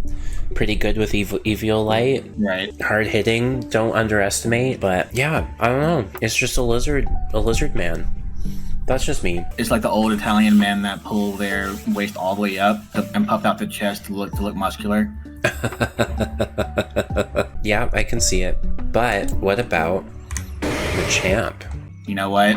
I don't know if this is going to be considered a hot take or not, but it is firmly an S tier Pokemon for me. S tier? Yeah, just like the big, muscular, multi-armed person. In Mortal Kombat, I've always loved Goro. Oh, yeah. Cool. And I just really like this Pokemon. I don't know what it is. I like it a lot.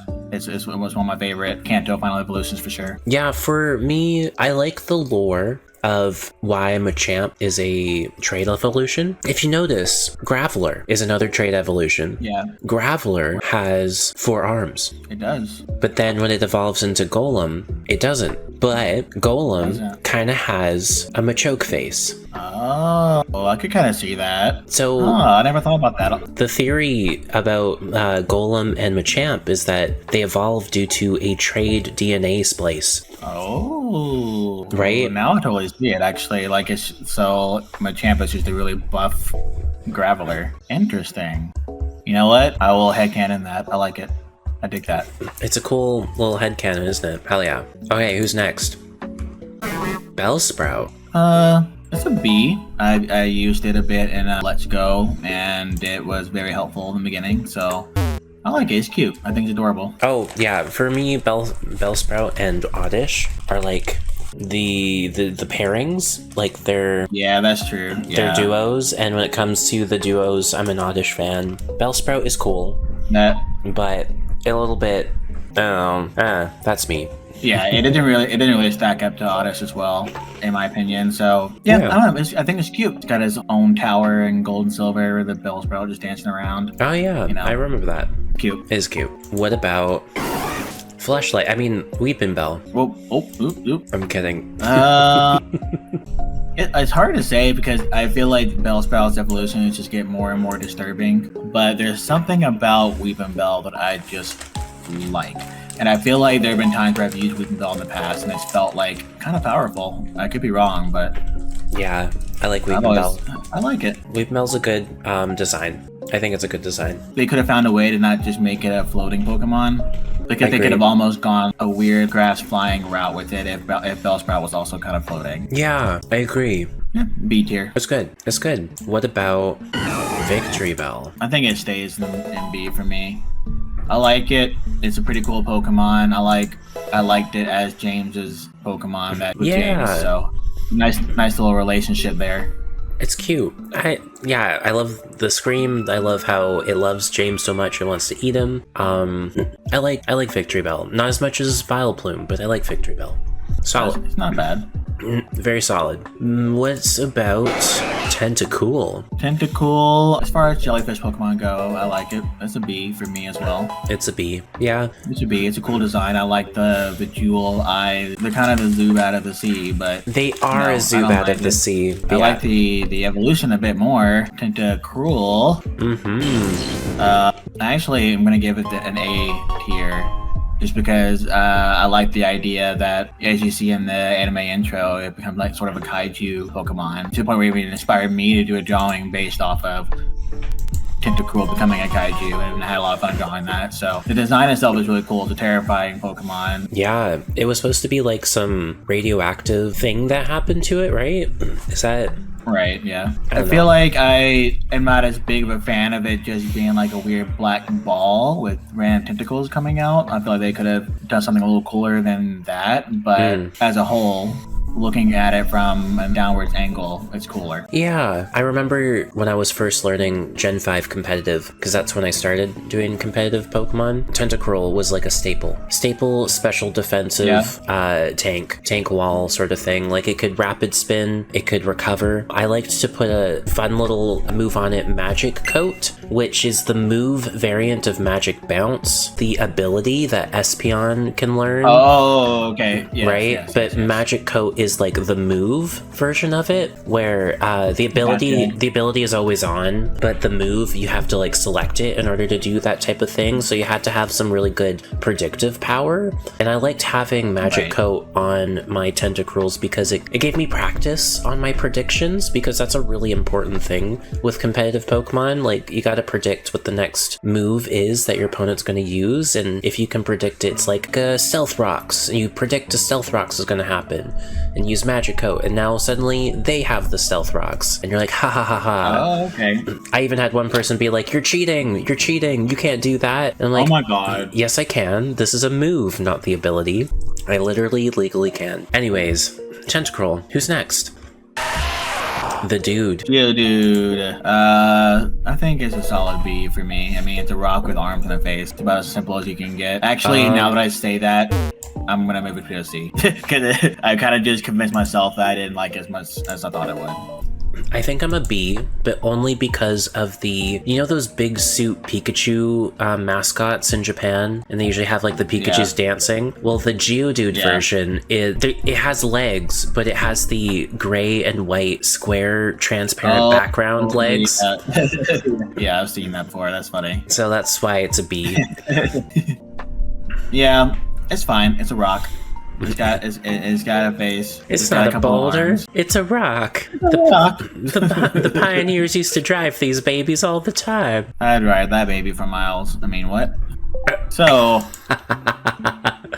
All right, who's next? Graveler, our four-armed friend. I don't really connect with Graveler very much, so it's a C tier for me as well.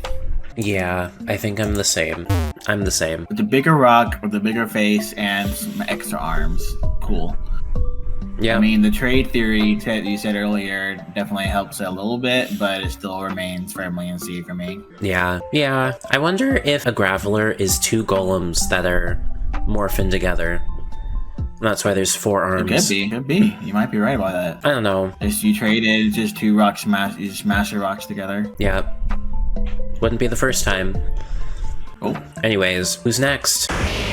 Golem with our Machoke face. It totally looks like it. Yeah, I can see it. I think I'm just not crazy about this line in general. It's still a C for me. I like Golem better than Graveler, so... It's still a rock, but now the face is kind of coming out.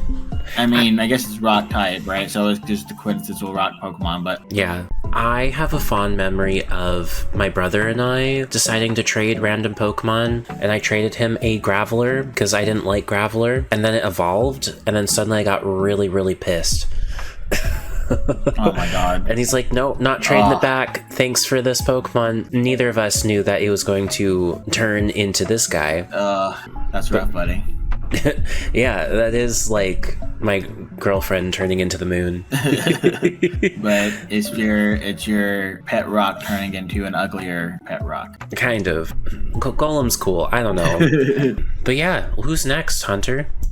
We've got... Next up, we got Ponyta. Ooh.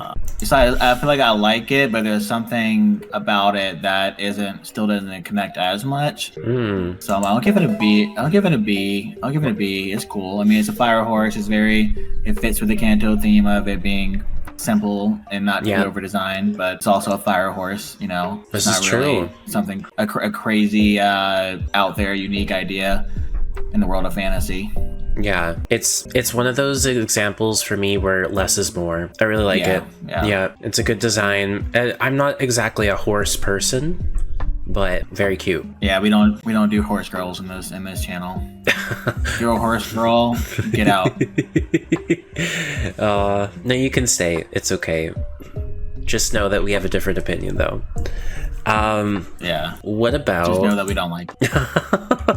What about Rapidash? Still a B for me, but a little bit higher on the B scale. I'm a B as well. Like, it just looks the same with bigger flames and a horn. Yeah, it seems like a lot of what happened in these evolutions in these early games. Like, hey, let's just make it bigger and give it a horn. We're set. Yeah. We're good to go. Yeah, that's it.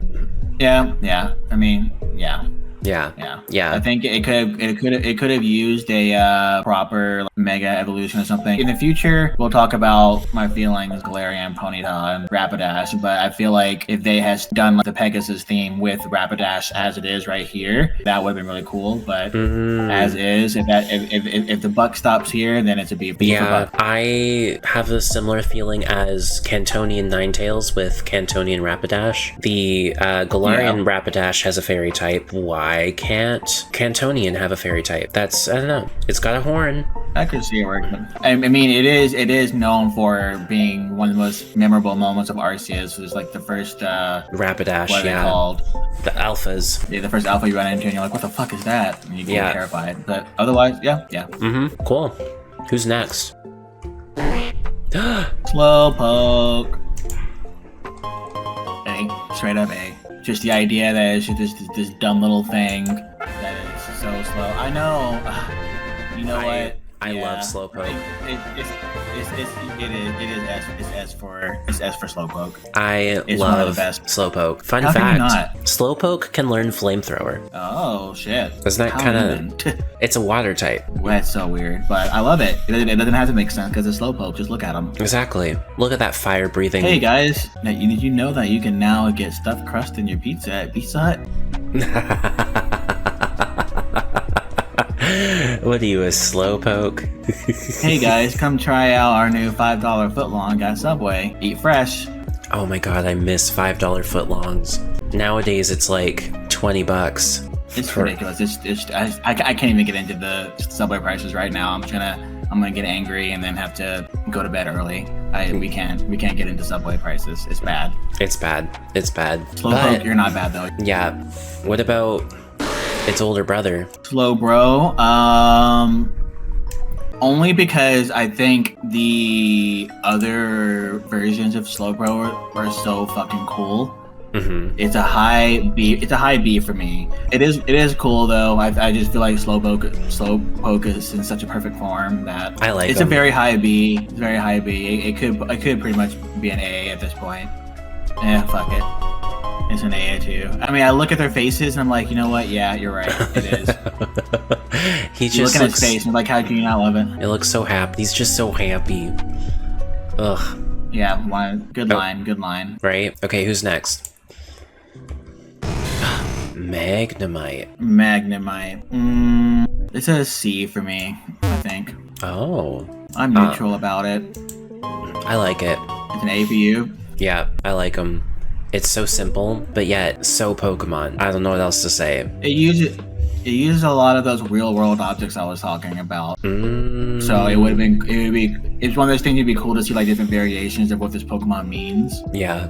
You know, okay. Like there's ways to have like different Pokemon different things stuck to whatever. Oh, I'm neutral yeah. on it. Like a different kind of shelter. Like a Bronzor. Yeah. Have two Bronzors on either end. See what happens. Right, yeah. That'd be funny. Okay. Speaking of having more stuck to each other. Magneton. For me, it's just three of the same Pokemon put together again. Somehow these three Pokemon are become one whole new Pokemon. And that's kind of why I like them. Oh my goodness. Yeah. Hot takes going on here. Also really good with Eviolite, Magneton. Oh yeah, that's true. I mean, it is, I guess in this sense it does make sense because they're magnets and they do stick together. Yeah. It's just like classifying it as a whole singular creature. It's complicated. On top of that. Yeah, it's complicated. Yeah, it complicates things a bit for sure. If it had something kind of like Mousehold, where you could have like multiple versions of it, but then potential like you could have 2, or you could have like 4 or 5 somehow.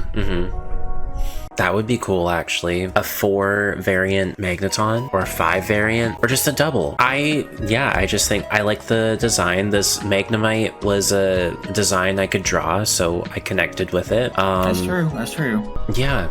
Steel typing, I don't know what to say. It was a cute little guy. I like them. Little guy. And I also like the Pokedex entry where it's just like, you'd think 3 of them would make them smarter. Nope. That's funny. I love that. Okay, who's next? Farfetch'd. I really like Farfetch'd. I think it's he's just a little ridiculous. So I'm giving him an A. I like I just got a cute little personality. It just grabs the nearest leak and just starts, commanding shit with it, hitting things around, and maybe even conducting an orchestra. You can do so many things with that leak. Yeah, I think the whole origin of Farfetch'd comes from a Japanese saying where it's like if a duck had held a leak, it's kind of like if pigs could fly. Oh, interesting. I'd never heard of that before. Well, I mean, think of the name. Doesn't that sound so far-fetched? It's probably the most punny name ever, and I do really like it for that. I just wish it was a bit better. I think with some design tweaks, it would actually potentially serve as a better evolution to Psyduck than Golduck. Oh, yes. I would like that. I would like that too. It would need to be moved around a bit, but I think it could work. Okay, yeah. For now, he's just Psyduck's shitty cousin. We still love you, Farfetch'd. You're still so loved. But what about Doduo? It's a solid B. I like it. I like the idea of it. It's simple, but it's fun. It's a bird with two heads. Have you seen the nature documentary animation of how Doduos escape prey? No. Oh my god. I'm not gonna say anything. I gotta just send you the video, because okay. It's shocking. It's shocking. I'm so curious now. I'll have to watch it. Okay. I'm just imagining the Doduos just like wrapping their necks around the predator and then just choking the shit out of it with his neck like tying a shoe. Oh, the aggressive approach. Yeah, right? Let them know what's what. Yeah, exactly. Okay, well, what do you think about Dodrio? This is gonna sound crazy, but it's an A for me. Because that's fair.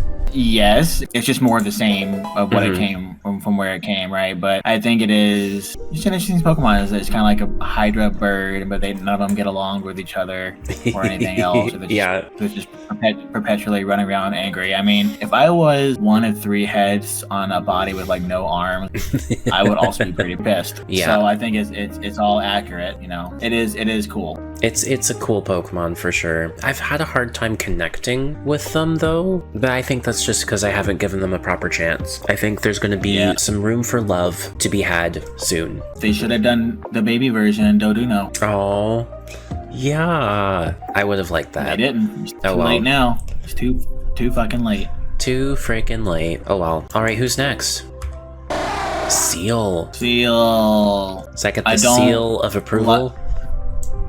I don't like the name, but I love the design, so it still gets an A for me. I'm still the name B. is still B. I just like the goofy little face with the tongue popping out. I love it too. It is, hey, here's the animal, but with a horn. So it is kind of like that, but in this situation, I think it works. Yeah, Seal is cute. I love the tongue, but it's still, I don't know. I'm struggling to connect with it. That was me. You give it an A? That's fair. Seal was a good buffer for us in trading card game because it had a lot of HP. So it's like, well, we need to set something else up. So let's just throw Seal in there and then let it chill for a sec. Seal is nice. A good chill. Absolutely. But what do you think about Dugong Gong Gong Gong? I actually think it kind of goes down a bit. It's a C for me. Oh. Which I just love the vibe of the Seal so much, and I feel like it just kind of goes away with Dugong. Dugong?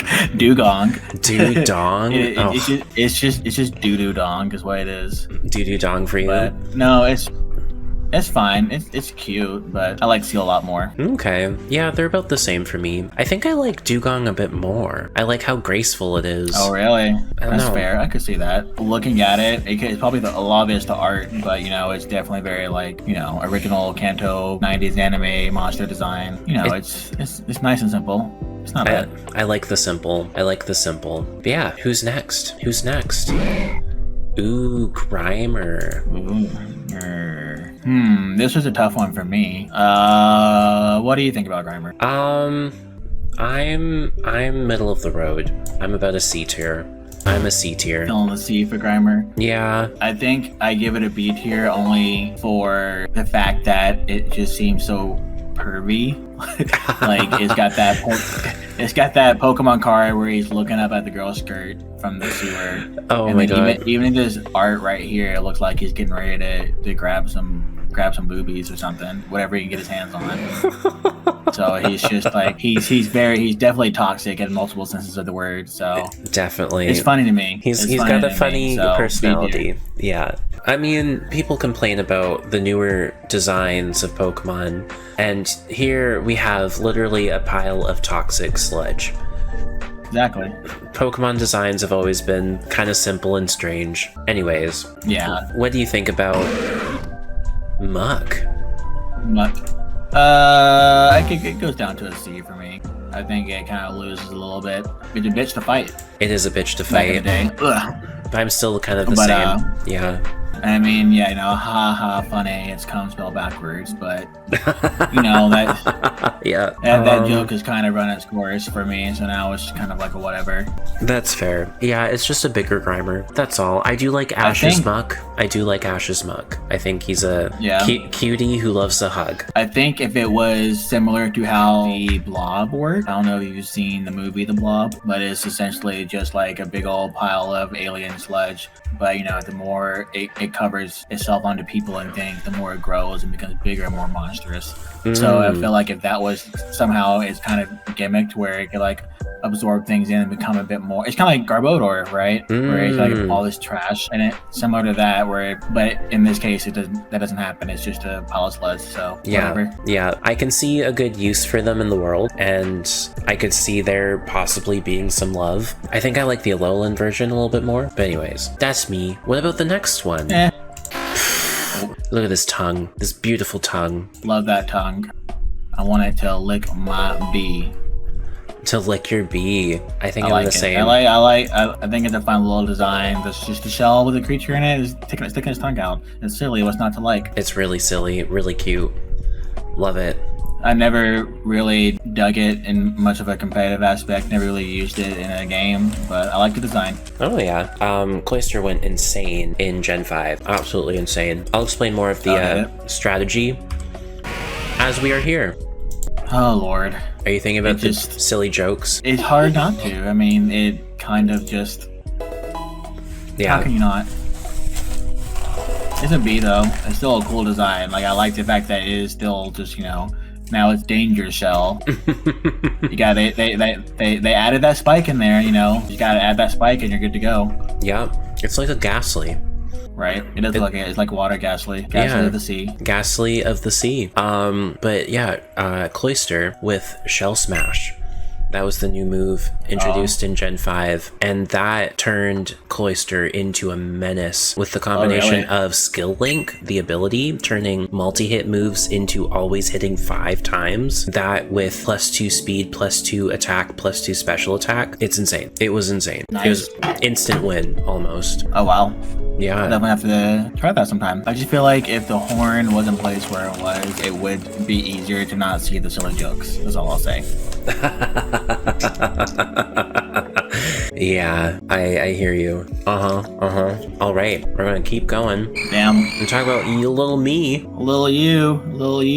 The whole line just made such an impact on both of our lives that it's gonna be we're gonna start with an S and we're probably gonna finish with an S. Interesting.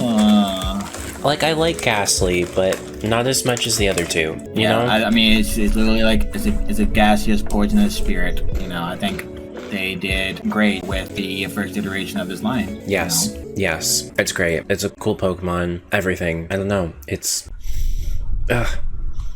Bleh. Blah, blah, blah. Anyways, I love him. I just love him. I don't have many other words except for bleh. Blah, blah, blah. Blah. Right? What's that tongue do, though? Blah, blah, blah, blah, blah. That's what it does. But of course, now we go to good old Haunter. S tier again. We're just gonna. That's just what it's gotta be. I mean, I literally have a Haunter tattoo. One of my first tattoos. You know, I love Haunter. I love the design. I love everything about it. It's kooky. It's silly. I had a Pokemon manga back in the day when I was a kid, and there was a version of the Haunter that was super terrifying. Made it this really massive, horrifying creature. And it was scary. Yeah, I love Haunter. Haunter's cool. Haunter FTW. For the win. Absolutely. I love Haunter too. Love him so much. I love the disconnected hands. I love the body shape. I love the spikes. Right. Just love it. I think it's so cool. But my S tiers are going to be saved for very special little guys. Was anyone surprised? Nope, not even a lick. I mean, that was the one guaranteed in this Gengar was going to be an S for you.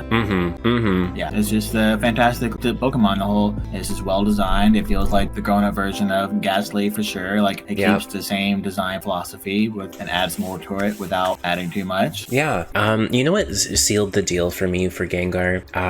What? There is a Poketoons episode. So, like, Poketoons is like the animated shorts on YouTube.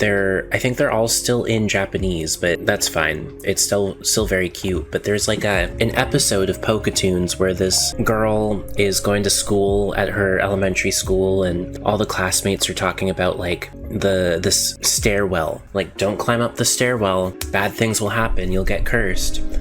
And she's like, oh, well, whatever, I'm gonna do it anyways. She climbs to the top of the stairs, and she gets turned into the most adorable Gengar ever. The little Gengar wearing a dress and like the cutest smile. She's just like wanting to help like all the other ghost Pokemon that suddenly appeared to her, but still wanting to like go back to being a human and seeing all her friends and then all the ghost Pokemon helping her out. Oh, it was so cute, and it just sealed the deal. I'm like, what if I'm just a cute boy version?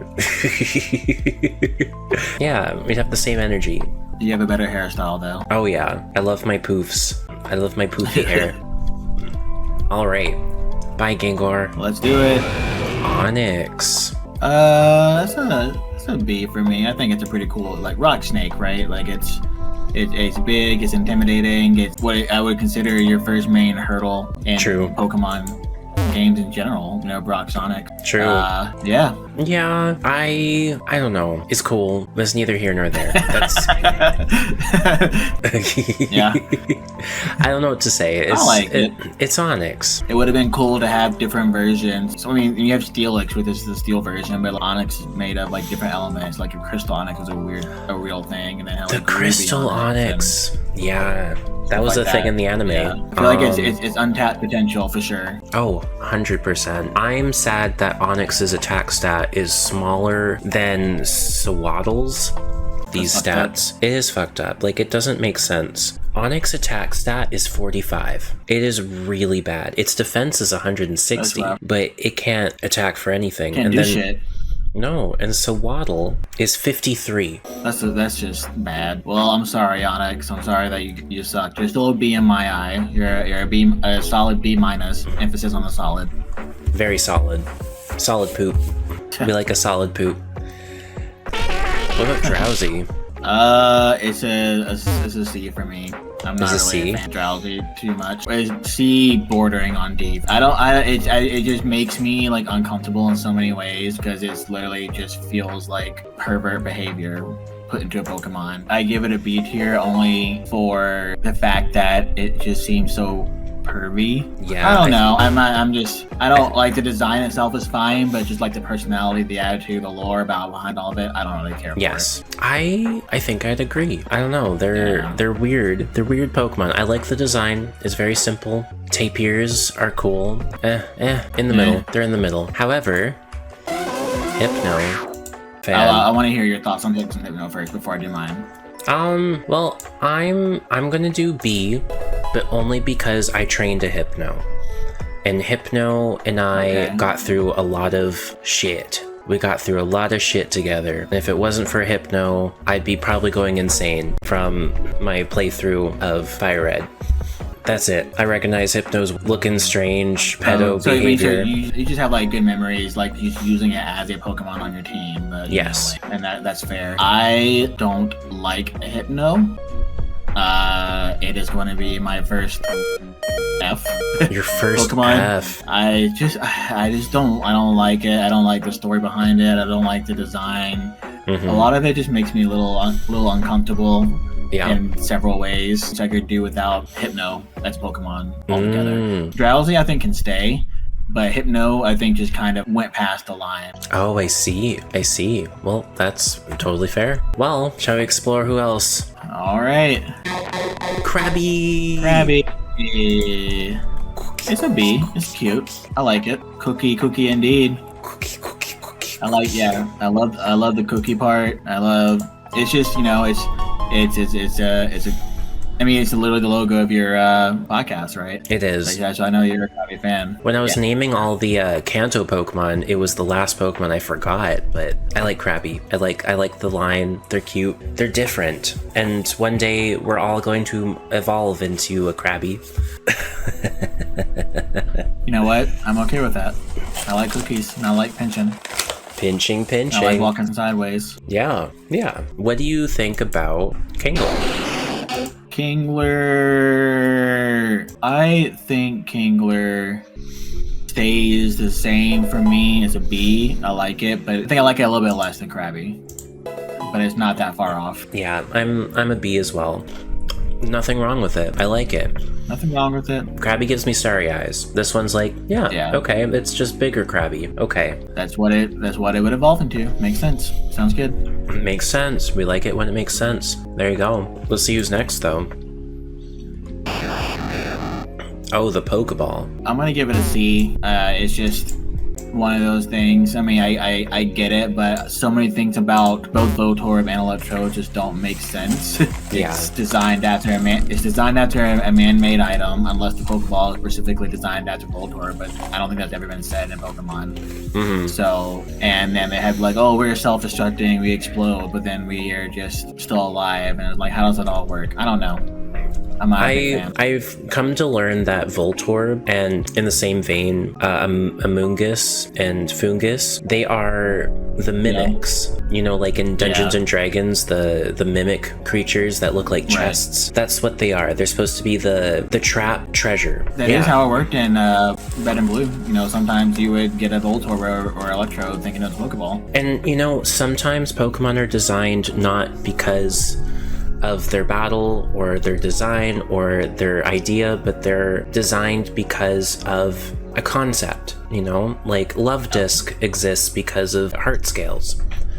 That's practically it. That's practically the only reason why they decided to make them a thing. And I think that's kind of the same with Voltorb and Electrode. Like, yeah, there's maybe some Pokemon lore, some unspoken things that fans can maybe connect together, but it's supposed to just be a mimic. It's supposed to be the trap where you think it's a prize, but it's not, and it gets you. Explodes in your face. I think if that exact concept was leaned into a lot more, I would have a higher score. If it was like meant to be like Voltorb is just attracted to the shape of the Pokeball, so they try to mimic it. You know, it's like, oh, it witnesses like a Pokeball opening up and taking a Pokemon, and then suddenly the Voltorb is like, ooh, I could do that too, and then it opens its mouth to devour its prey. Oh. Yeah, that would be spooky and interesting. Spooky. But instead, that's not what it is, so he's just an anger ball. Yeah. But let's talk about Eyebrows anger upside down ball. Is he angry? I think he's just kind of sassy. Could be a pervert too. Like, if you get close to me, I'm gonna nut. Oh my gosh. This isn't a mischievous. This is an Electrode. It still remains a C for me. I think my feelings on Electrode are the exact same as Voltorb's. I don't really have much else to say about it. Yeah, same. Okay, cool. Who's next? Execute. Cool. It's hard for me to say, because there's another thing where a lot of it doesn't make sense. Like, it's multiple beings grouped into one being somehow, and then these eggs or egg-like Pokemon they're turn seeds into a palm tree. They're supposed to be seeds. They look like eggs. Seeds. Well, I'm a B. I kind of always liked Execute, even though it's a lot to think about. I guess they're just all linked through psychic powers because they're part psychic. Yeah, I give it a B on the basis that, like, the old sprite where one of them is really huge and intimidating, and I imagine that to be the one that evolves into these. Like turns into the trunk or something. Yeah. Yeah. Cool. I can see it. Yeah. It's a low B for me. Fair. All right. This guy. You know what? I'm gonna go on a limb. Yeah. I'm gonna give it an A. Like, there's something about it I just like. I like the idea of it just being this, like, palm tree-like monster. And this Pokemon, there's a lot of design things about it that I don't like in other Pokemon, but I just specifically like in this one. So it works. This is definitely quintessential Pokemon, clever, charm. There's something about Exeggutor. Yeah. It's funny is that we thought we could get through 3 generations. We're still on Gen 1. It's been like 3 hours. But you know what? Great opportunity to just keep doing stuff like this. We have a lot of Pokemon to get through. We're gonna make it happen one way or another. Hell yeah, let's do it. Yeah, I'm a B. This is Pokemon. This is what Pokemon like are. They're charming. They're cute. They're funny. They're strange. We love them. I think it's a good representation of early Pokemon too. What makes it stand out. Totally. Okay. Oh my gosh. It's a sad story for sure, and it's kind of fucked up, honestly, and it's the topic of a lot of theories, but Cubone is still a cool Pokemon. It's a high B for me. It's an A. I have a little Cubone underneath my mic. I have a Cubone skull tattoo on my arm, actually. Like a little $30 flash that I got, so... Oh, really? You know what? Because of that, I'll bump up to an A, because the design of the skull is pretty cool. It is. And lots of mystery. No. This is a great example of character design, where you tell just enough, but leave just enough questions behind that fans will swoop it up and accept it a little bit for what it is, but then also wonder so much more about it. There's so much intrigue. There's a yearning to want to know more, which gives this Pokemon such an allure. I can totally agree with that. Only thing that will hold me back from potentially even being an S tier is just the fact that if this was like one singular creature that has this one specific story that is just really heartbreaking, yeah, that would make a lot of sense. But it's the fact that we have to suspend our belief and assume that this is the case for all Cubone. And it's like, no, there's no such thing as a happy Cubone, because they're all wearing their dead parents' skulls. Exactly. Is it like a praying mantis kind of deal? That's what I'm saying. Like, is it literally like, you know, Marowak, or with some even theorize it's the baby Kangaskhan, right? Yes. So it's like, if somehow the mother Kangaskhan doesn't survive and the baby does, then it automatically becomes a Cubone. Yeah. It is a really cool Pokemon. It almost feels closer to Charmander and Charizard than Kangaskhan. Say more. When you look at the body of Cubone under the skull, it gives a Charmander shape. Oh, it does. Like, you can see a Charmander being that Pokemon, but then the skull is similar with like the spike that Charizard has.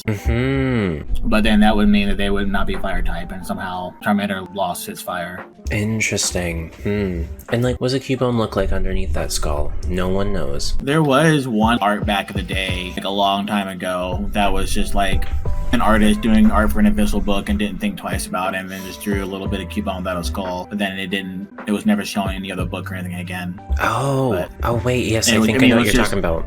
Anyways, shall we move on to the next? Yeah, let's, absolutely.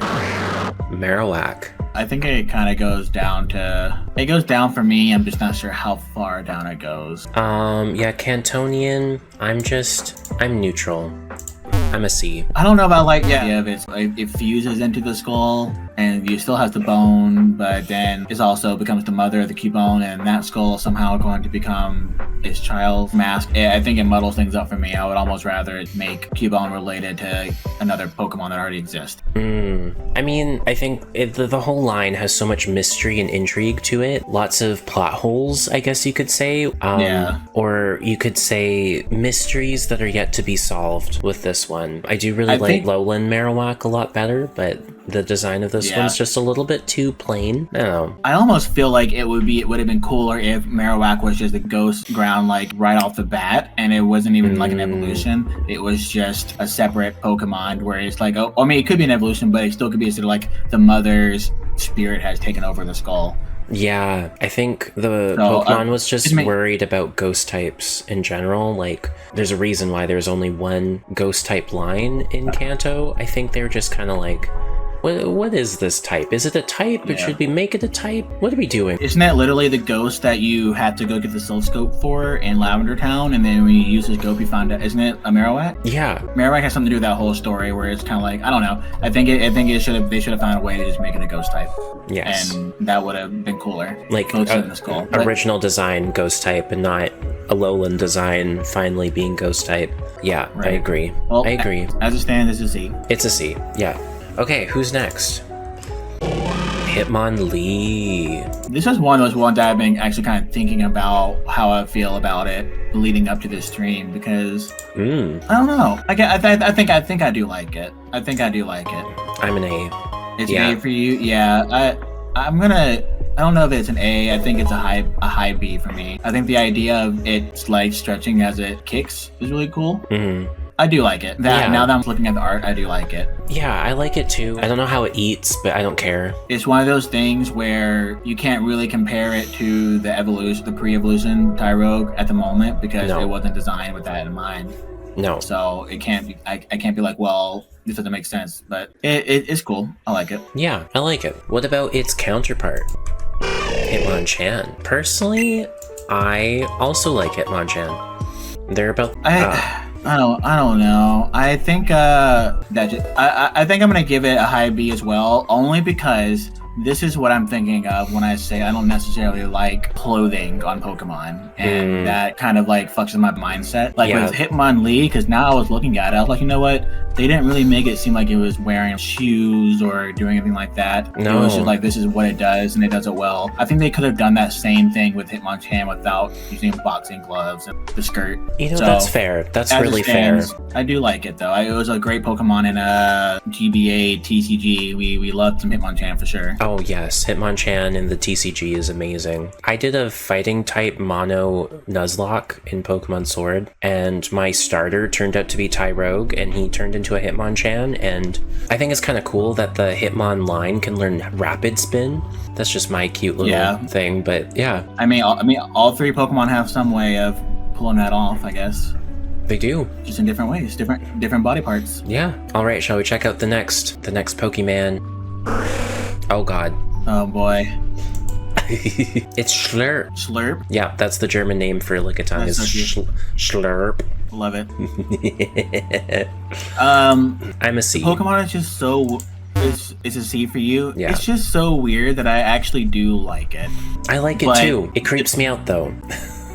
The tongue thing is weird, but sometimes things just have big tongues. It's not really Lickitung's fault. It is weird that it's named Lickitung. Me too. Personally, maybe. I mean, I like the pink of it. I like the shiny of it. I didn't think this was gonna happen tonight, but I'm gonna give it an A.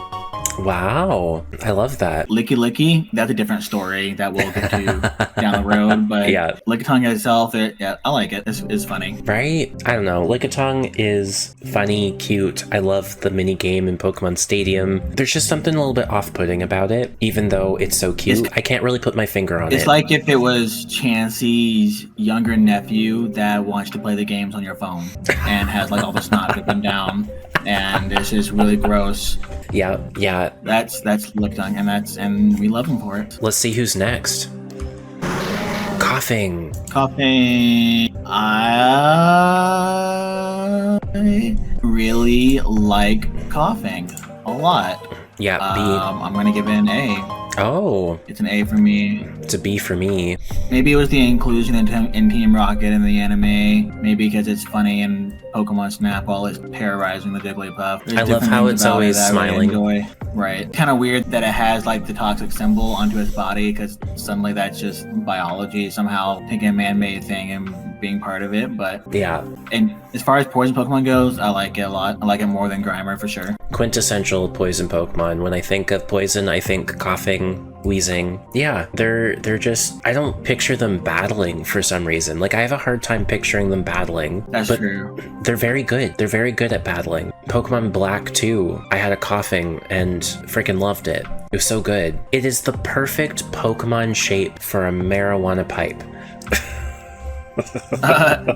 Funny you say that. I've seen a coughing bonk at the shop. Pretty funny. So cute. Okay, next one.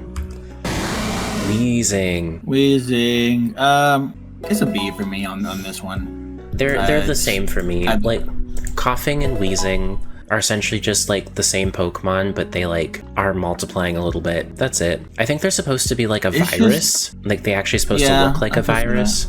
I don't know. It's also just weird when they just take these Pokemon that's just kind of like, hey, let's just add an extra head to it, or make multiples of it. Do you think the triangular circular tail is another face? Is it a tail? What is it? I think it is their brain.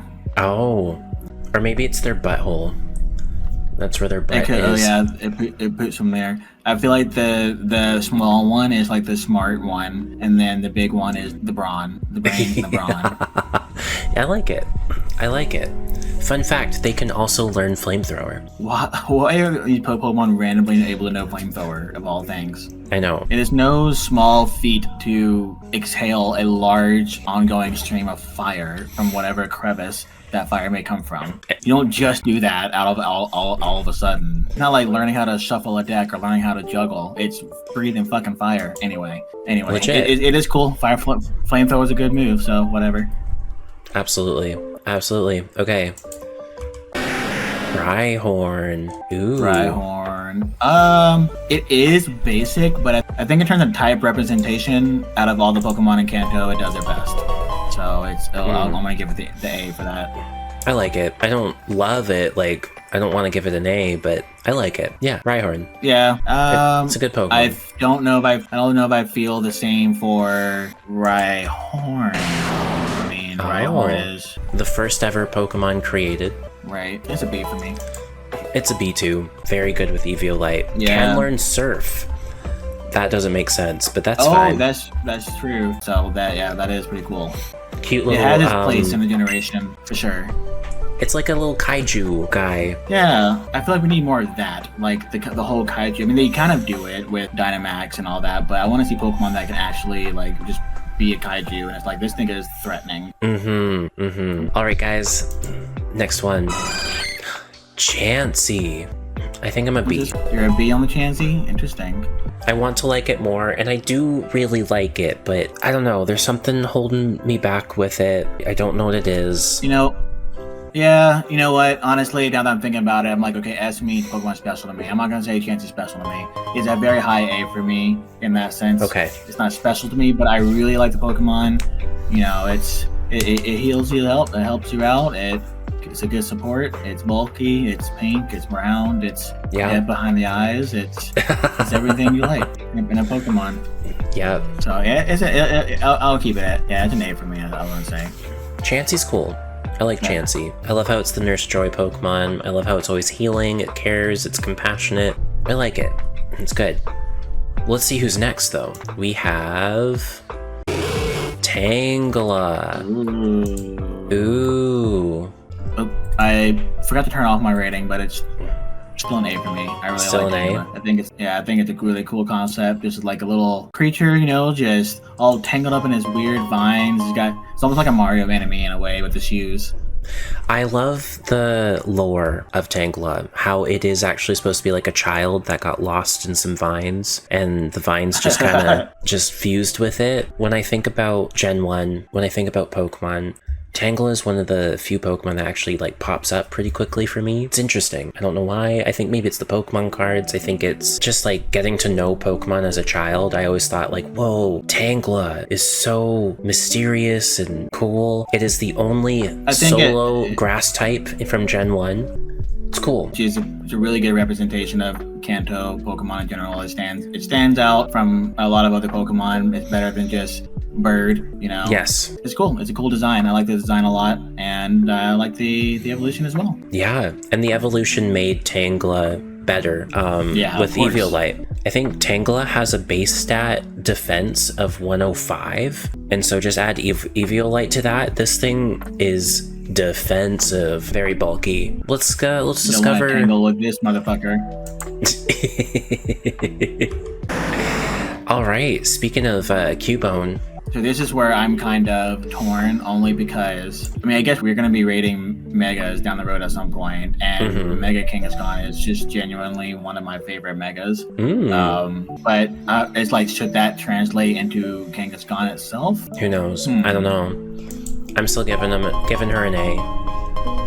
I think it deserves an A. I think it's definitely one of those, like you said with Tangela, whenever you think of Kanto, you think of certain Pokemon. Kangaskhan I definitely think about there's just something about these Kanto designs where they honestly do all group together really well. Pokemon popped off for a reason, and then the design had a lot to do with it. So yeah, it's great. It's a solid design. I love that eventually the child gets into the fray. Yeah, like Kangaskhan, she's a solid mother. A+ for mothers. That is mother. So mother.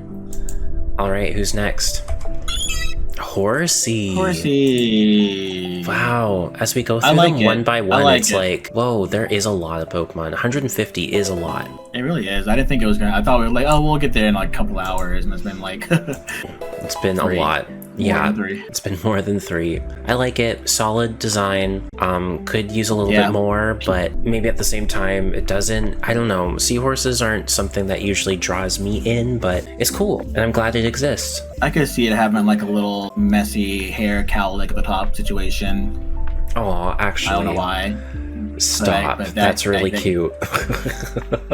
I like it. Yeah, I like the color scheme. It's great for what it is and what it's supposed to be. It does the job. Beautiful. Next one.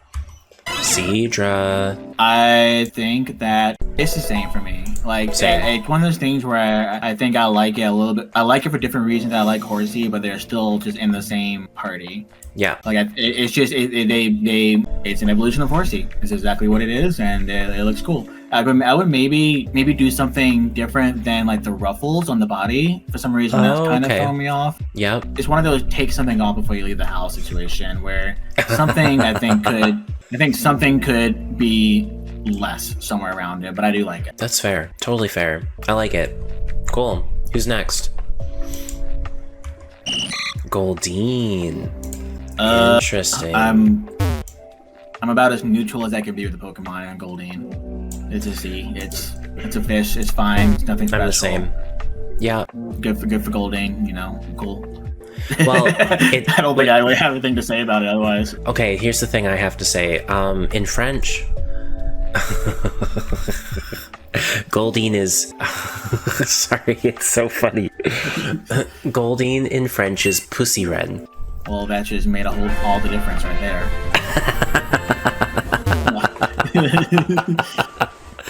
It's so funny. Well, I'm glad it's got something going for it. Because this Goldeen has got the bronze. Absolutely. But it's funny because pussy is coming from poisson, which means fish, and then ren is queen. Oh, okay. So it's just interesting. Design-wise, ability-wise, it's forgettable. It really is, unfortunately. Yeah, it's just a fish. Yeah. But, shall we talk about the king? The other king? Sea King, it's still a C for me. Honestly, like when it comes to all the other options, it just doesn't. It doesn't stack up. It's not. I don't think it's even for the Jester of water Pokemon in this generation. No, it's the whole line is very weak, unfortunately. Maybe like sea peasant at best. Yeah, I mean they're supposed to be like really strong and interesting koi fish, which I do like koi fish. Yeah. Or like goldfish, koi. They're fish. Yeah. Are y'all doing Smash or Pass Pokemon? Yes, yeah, no. Definitely. It's A for ass, B for booby, boobies, D for dick, S for sucking it. You know, C for yeah. Hey, welcome, Groudhog. Oh my goodness. All right, who's next? Indeed. Staryu. Ooh. I think Staryu is an A tier for me. I really like the design. The jewel is cool. It's got that weird like sound that it makes in the anime, where it's like some dude doing martial arts. Yes. If anyone for the next Pokemon wants to redeem something special, you're welcome to, but wait till we get there. But yeah, Staryu, I don't see any face on it. We don't know if it's happy or sad unless it's feeling droopy and it does the blinky with its jewel, but it's so clever. I love it. The jewel in my eye for sure. Yeah, cool. Shall we do it? Let's do it. We got Starmie. Staryu is C for you. French Starmie.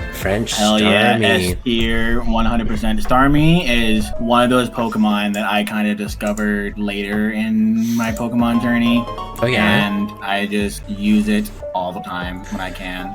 I love Starmie. Like, I love the design, love the color scheme. It feels regal. It feels powerful. It was one of the first. I know that some people don't know, but you know that sometimes I'll draw like horror-based Pokemon, and Starmie was actually the first one that I did. Oh, was it? Yeah, like the points behind it were tentacles, and there were ice spikes coming out of it, so it was like an ice dark type Starmie. Oh, but cool. Yeah, I really love Starmie. It's one of my favorite Gen 1 Pokemon. 100. Really? Yeah, Starmie is awesome. I love how it's psychic type. I love how it has been in the overused to underused competitive tier since Gen 1. It has been a top tier Pokemon. Well, because it's super fast, it's super powerful, it's got access to Stab Psychic, Stab Surf, Thunderbolt and Ice Beam, so it's got the Bolt Beam coverage. Why does it know Thunderbolt? No one knows. No one understands why it's got Thunderbolt. Though, then again, many Psychic Pokemon can get Thunderbolt, and it is a Psychic type. That's true. It's so strong. It's got Natural Cure as an ability, which if you switch out, it restores any status conditions that it may have had. It's great. It's a great, solid, offensive, very quick Pokemon. Hell yeah. There's a reason why Misty was hard. This is a B. Hey, well, that's we okay. Can agree to disagree. We can agree to disagree. All in all, Starmie supremacy. S is for Starmie. That's all. That's just a point blank my factual opinion. Yeah, totally. Yeah. All right, let's do the next one. Mr. Mime. Mr. Mime. There are things I like about it, and there are things I really don't like about it. I'm a C. I'm a C. Yeah. I could be worse, but I still love him in some ways. It's a C for me too, I think. But just because my opinions on it are so polarizing that I have to place it in the middle. It's just, I don't know if I like the fact that it is so human coded, and the fact that literally in the name it says Mister. That kind of throws me off. But the idea of a mime Pokemon is really cool, and when I always think of it as like a horror perspective, like Mr. Mime would be like a crazy horror villain. You did a really good version. Thanks. And it's just but it is a C for me in terms of it being a Pokemon. As a creature, it's cool, but as a Pokemon, C for me. Totally. Psychic type Mime. It's cool. There was like an episode where it was in Journeys for Pokemon anime, and Ash had his new Riolu, and him and Riolu were doing a lot of training to the point where Pikachu got really, really, really jealous and decided to run away, and Mr. Mime noticed and just followed Pikachu and was just like this fatherly Pokemon for Pikachu, and for that it goes from like a D to a C. That's Mr. Mime for me. Yeah, very cute. Well, that's why I did it, to get that the work its way up to that C rating. Exactly. Mr. Mime from Detective Pikachu, absolutely. The bit where it like lights itself on invisible fire is one of the best parts of the whole fucking movie. Oh, it's so funny. That would probably bump it up to a B from at this point, but I'm gonna keep it at a C. But that is a huge plus for me, for sure. Totally. Let's do the next Pokemon, shall we? Scyther. I'm an A. Like what is Bug? Yeah, that's what I'm kind of leaning towards too. It's an A for me as well. I don't know what is a bug type? Is that what it is? It's a bug flying type. I feel like I don't know if I believe the bug part. I mean, I guess what is based off of a... It's a praying mantis. You don't see the bug shape? Do you not see the thorax right between its legs? I guess so. That is a pretty big thorax. It is. Yeah, I guess I can see it. It's just fucking terrifying as a bug because it's so huge. Like, you don't want this to be in real life. Every time a Scyther would show up, the thrill that I would get in all contexts, not just Gen 1, but every time I'd see a Scyther, it's like, oh, a Scyther! Oh my god, I have to catch it. Every time. It definitely gives that element of like, I just caught something rare and cool and dangerous, so my team just popped off because now I have this Scyther. Yeah, what I like about Scyther stats-wise is that it's got a pretty high base stat total. And in fact, Scizor has the exact same base stat total. It doesn't increase its stats total-wise. It changes them around. But it's another example of a Pokemon who's really, really good as an Eviolite holder. Like, Evolution just made it better. Evolution just makes Scyther better.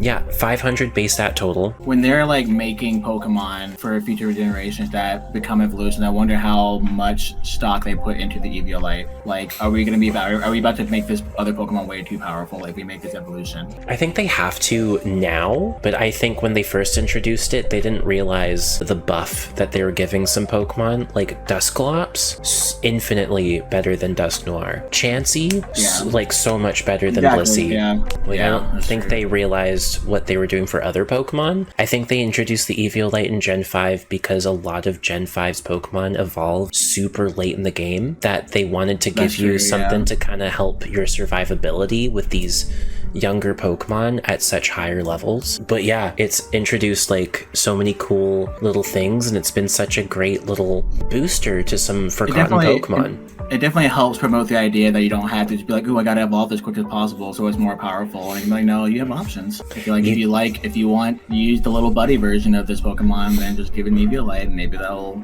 get you through. Exactly. So Eviolite, guys, it's a great item, and Scyther's a great user of it. So who's next? Who shall be next? Jinx. Oh, geez.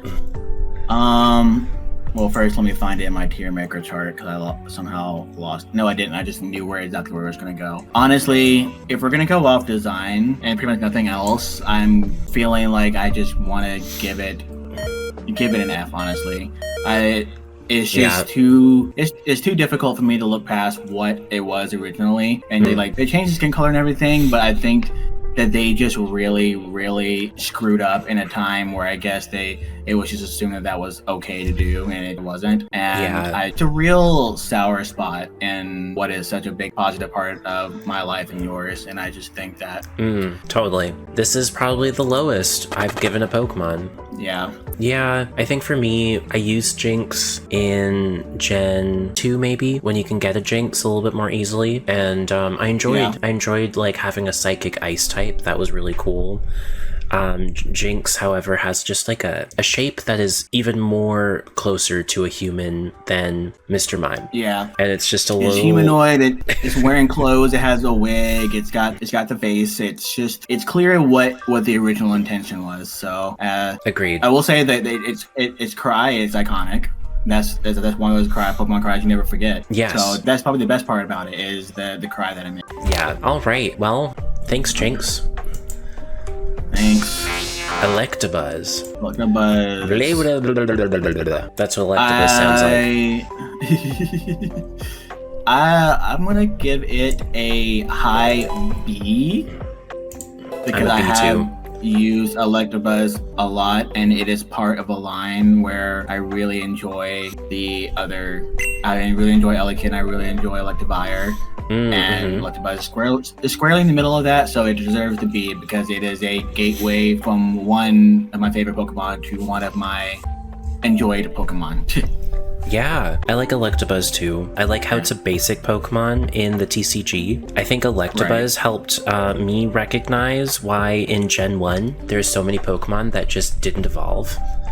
And why they made that choice, and it was the Pokemon TCG, so you'd have more basic Pokemon that were also just strong. Another great contender for an Eviolite is Electabuzz. It turns its base 85 special defense into, let me do the calcs, 85 times 1.5. Base 127, like, that's amazing. That's really good. That's some of the best special defense out there. Really great speed, 105. Really good special attack, really good, decent physical attack. I used it in a electric Nuzlocke playthrough in Sword as well, and really enjoyed it. So yeah, B. Nice. I do think what keeps it from being an A is that it does kind of border on being over-designed. Like, I think of all the Kanto Pokemon, I think this is the one that's the closest to just being like, okay, maybe there's a little too much going on, right? Oh, yeah. Also, fun fact, Electabuzz and Scyther don't like the color red. Oh, really? Did you see the episode with the Wild West it's been anime? So long. And then that's where we find out Pikachu loves ketchup. And then the ketchup bottle got sliced by Scyther and landed on Scyther's face, and then Scyther had a rampage. I need to rewatch the anime. It was so good. So many good moments. Doing this, like, rating for the Kanto Pokemon is making me want to rewatch the anime. Heck yeah, join me. Alright. Alright, next Pokemon. Magmar. Mr. Buttface himself. Right. I'm gonna keep it. I'm gonna give it a B as well. It's also, like, there are things I like about it. There are things that are maybe a little too crazy. Yeah. I don't know if I like the ruffles on the sleeves. Unless, he's trying to be a little, It looks like Seadra. Yeah, totally. Cause Buttface. Magmar C cause Buttface. So, in my mind, like, I know Jinx is kind of like a sour spot. on the Kanto Pokemon, but it's supposed to be Jinx, Electabuzz, and Magmar. They're supposed to be a trio. And there's a part of me that kind of wishes that Jinx had an evolution to kind of match. Yeah, I've had that same sentiment as well. It would be nice to have something, but I've seen some pretty cool Fakemon where that just make it work. They just turn it more into like, I'm an Ice Queen rather than like this caricature. But yes, maybe they just want to stray away from people using Jinx. They want to invite discourse back into that conversation. This is true. It makes sense why they are stepping away from it, but at the same time, it's like, I wish they were still a trio in some way, but it's fine. It's fine. Yeah. But yeah, cool. Who's next? Pinsir.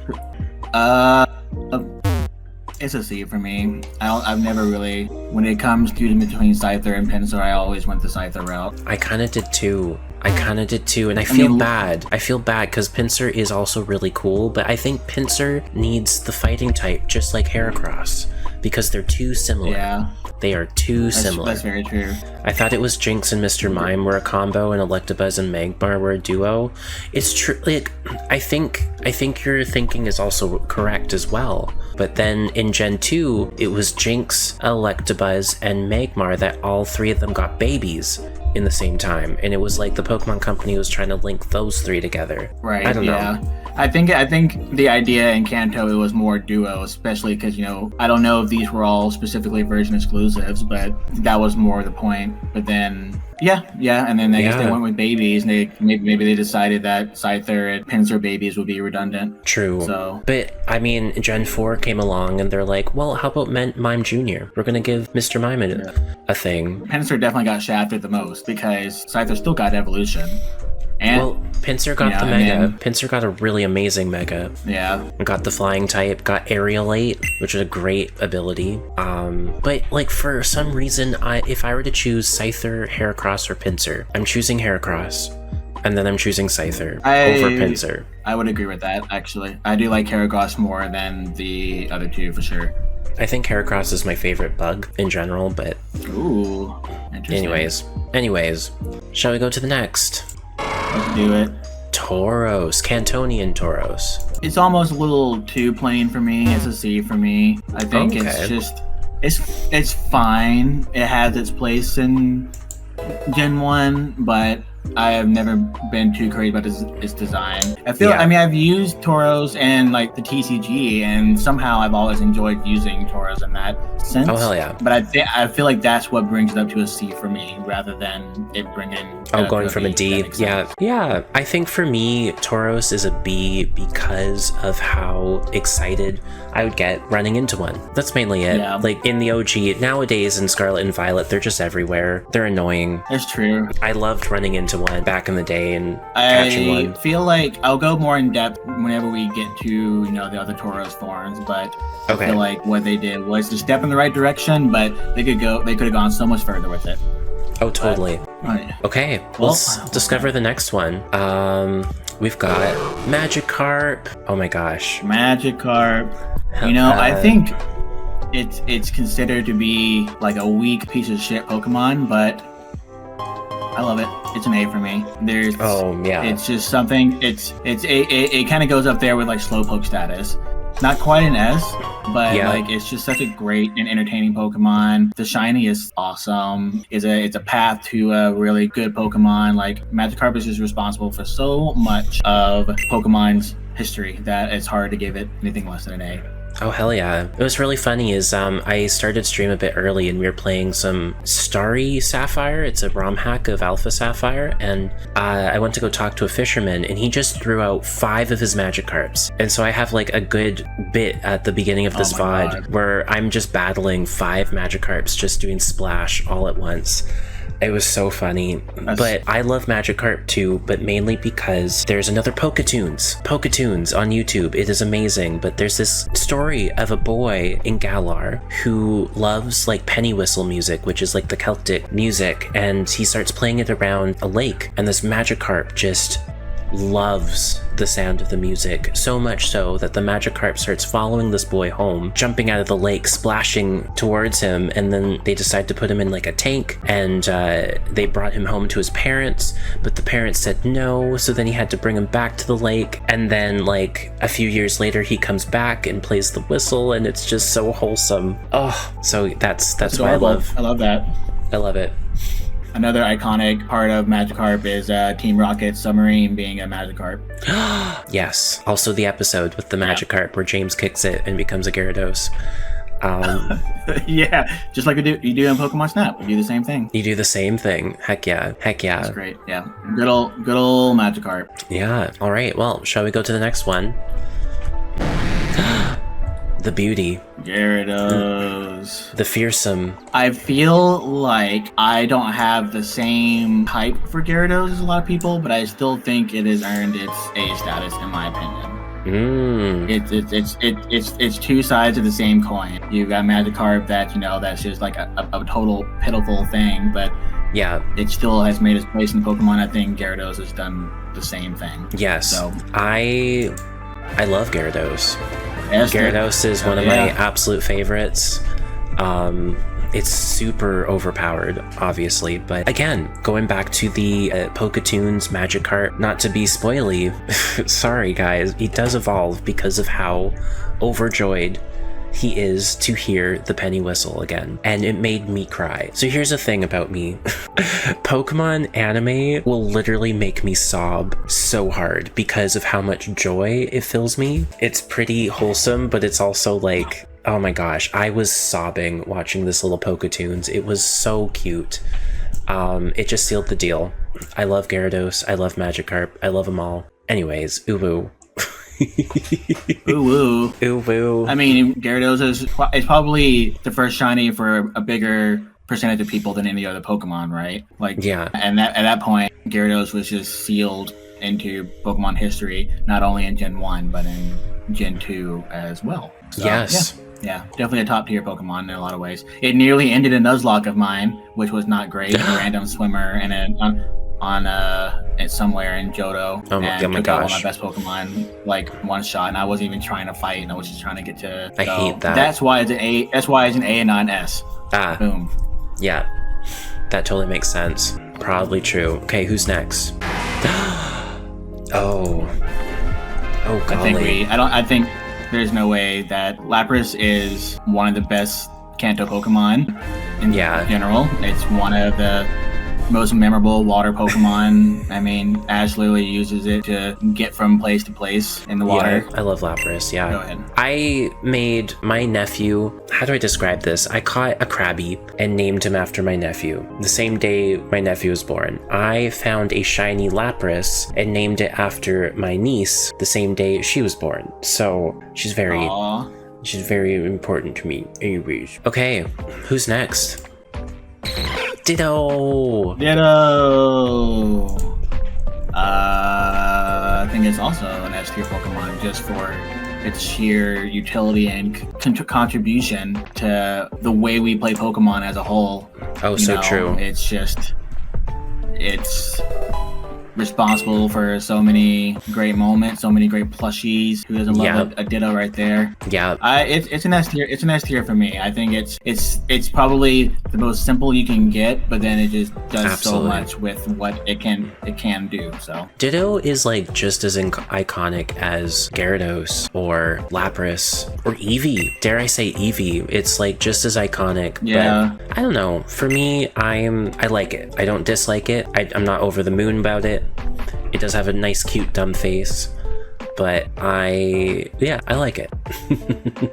I mean, it's mimicry at its most simple form, but what brought it up to the S to me was just the fact that the way I like to play Pokemon is by like collecting, and then if I'm building like a team I want to battle with, I'm doing a lot of like, breeding and egg moves and natures and so it's such a huge part of that. And I feel like if it wasn't for the daycare aspect of Ditto, then it wouldn't be an S for me, but Oh, yeah. But it is. When my Switch got stolen, I was worried that my Dittos that I used for breeding for like specific natures and stats and stuff were lost in Scarlet and Violet since that it was on the cloud save. But then when I checked Pokemon Home after re-downloading it, they were all there. And that was like genuinely the most relieved I was about any Pokemon in the whole. Oh, thank God. Yeah. Yeah, right. Oh, man. Oh, Dittos. And it's cool shiny too. Yeah. Do you think Dittos are failed attempts at cloning Mew? I could see that. Totally. Well, okay, let me blow your mind with a few things. So, Ditto and Mew are both the same color of pink. Right. Second thing, their shinies are both the same color of blue. Absolutely. Here's the third thing. Where do you find Dittos in Gen 1? Cinnabar Island Mansion, where Mewtwo was getting cloned. But finally, this was the thing that kind of sealed the deal for me. Ditto weighs 8.8 pounds or 4 kilograms. Mew weighs 8.8 or 4 kilograms. Exactly the same weight. Oh, wow. That exactly the same. Specific. Yeah, it's incredibly specific, and I think there is a connection that's there. And that's one of the beautiful things about the Pokemon lore, is that they don't specifically tie Pokemon together with their words, but they leave enough mystery to have people guessing and creating their own headcanon, and that's when you know you did something special. Yeah, well, I'm convinced, and now I'm even more sure in my S rating. Incredible. Oh, sixth thing, sorry. Oh, shit. The fifth thing, sorry. They both learn Transform. That's what I was thinking. I was like, I remember Mew having something to do with like copying. So yeah, it learns Transform. You heard it here, folks. Confirmed by Luke himself. He is the official Pokemon War representative, hired by Mr. Nintendo himself. Sure, absolutely. You hear that game rant? You hear that IGN? I'm sure they've already done their own coverage of it. Okay, shall we move on? Well, let's do it. Every time I gasp. This one is firmly, it's an A for me. I feel like a lot of people say it's an S. Maybe you.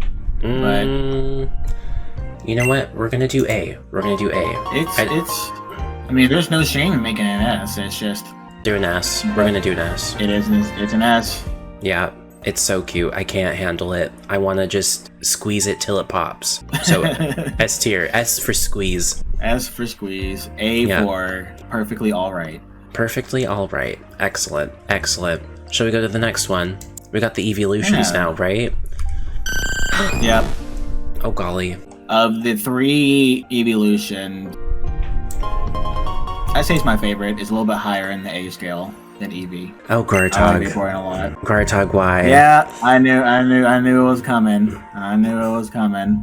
So soon, we'll all be coming too.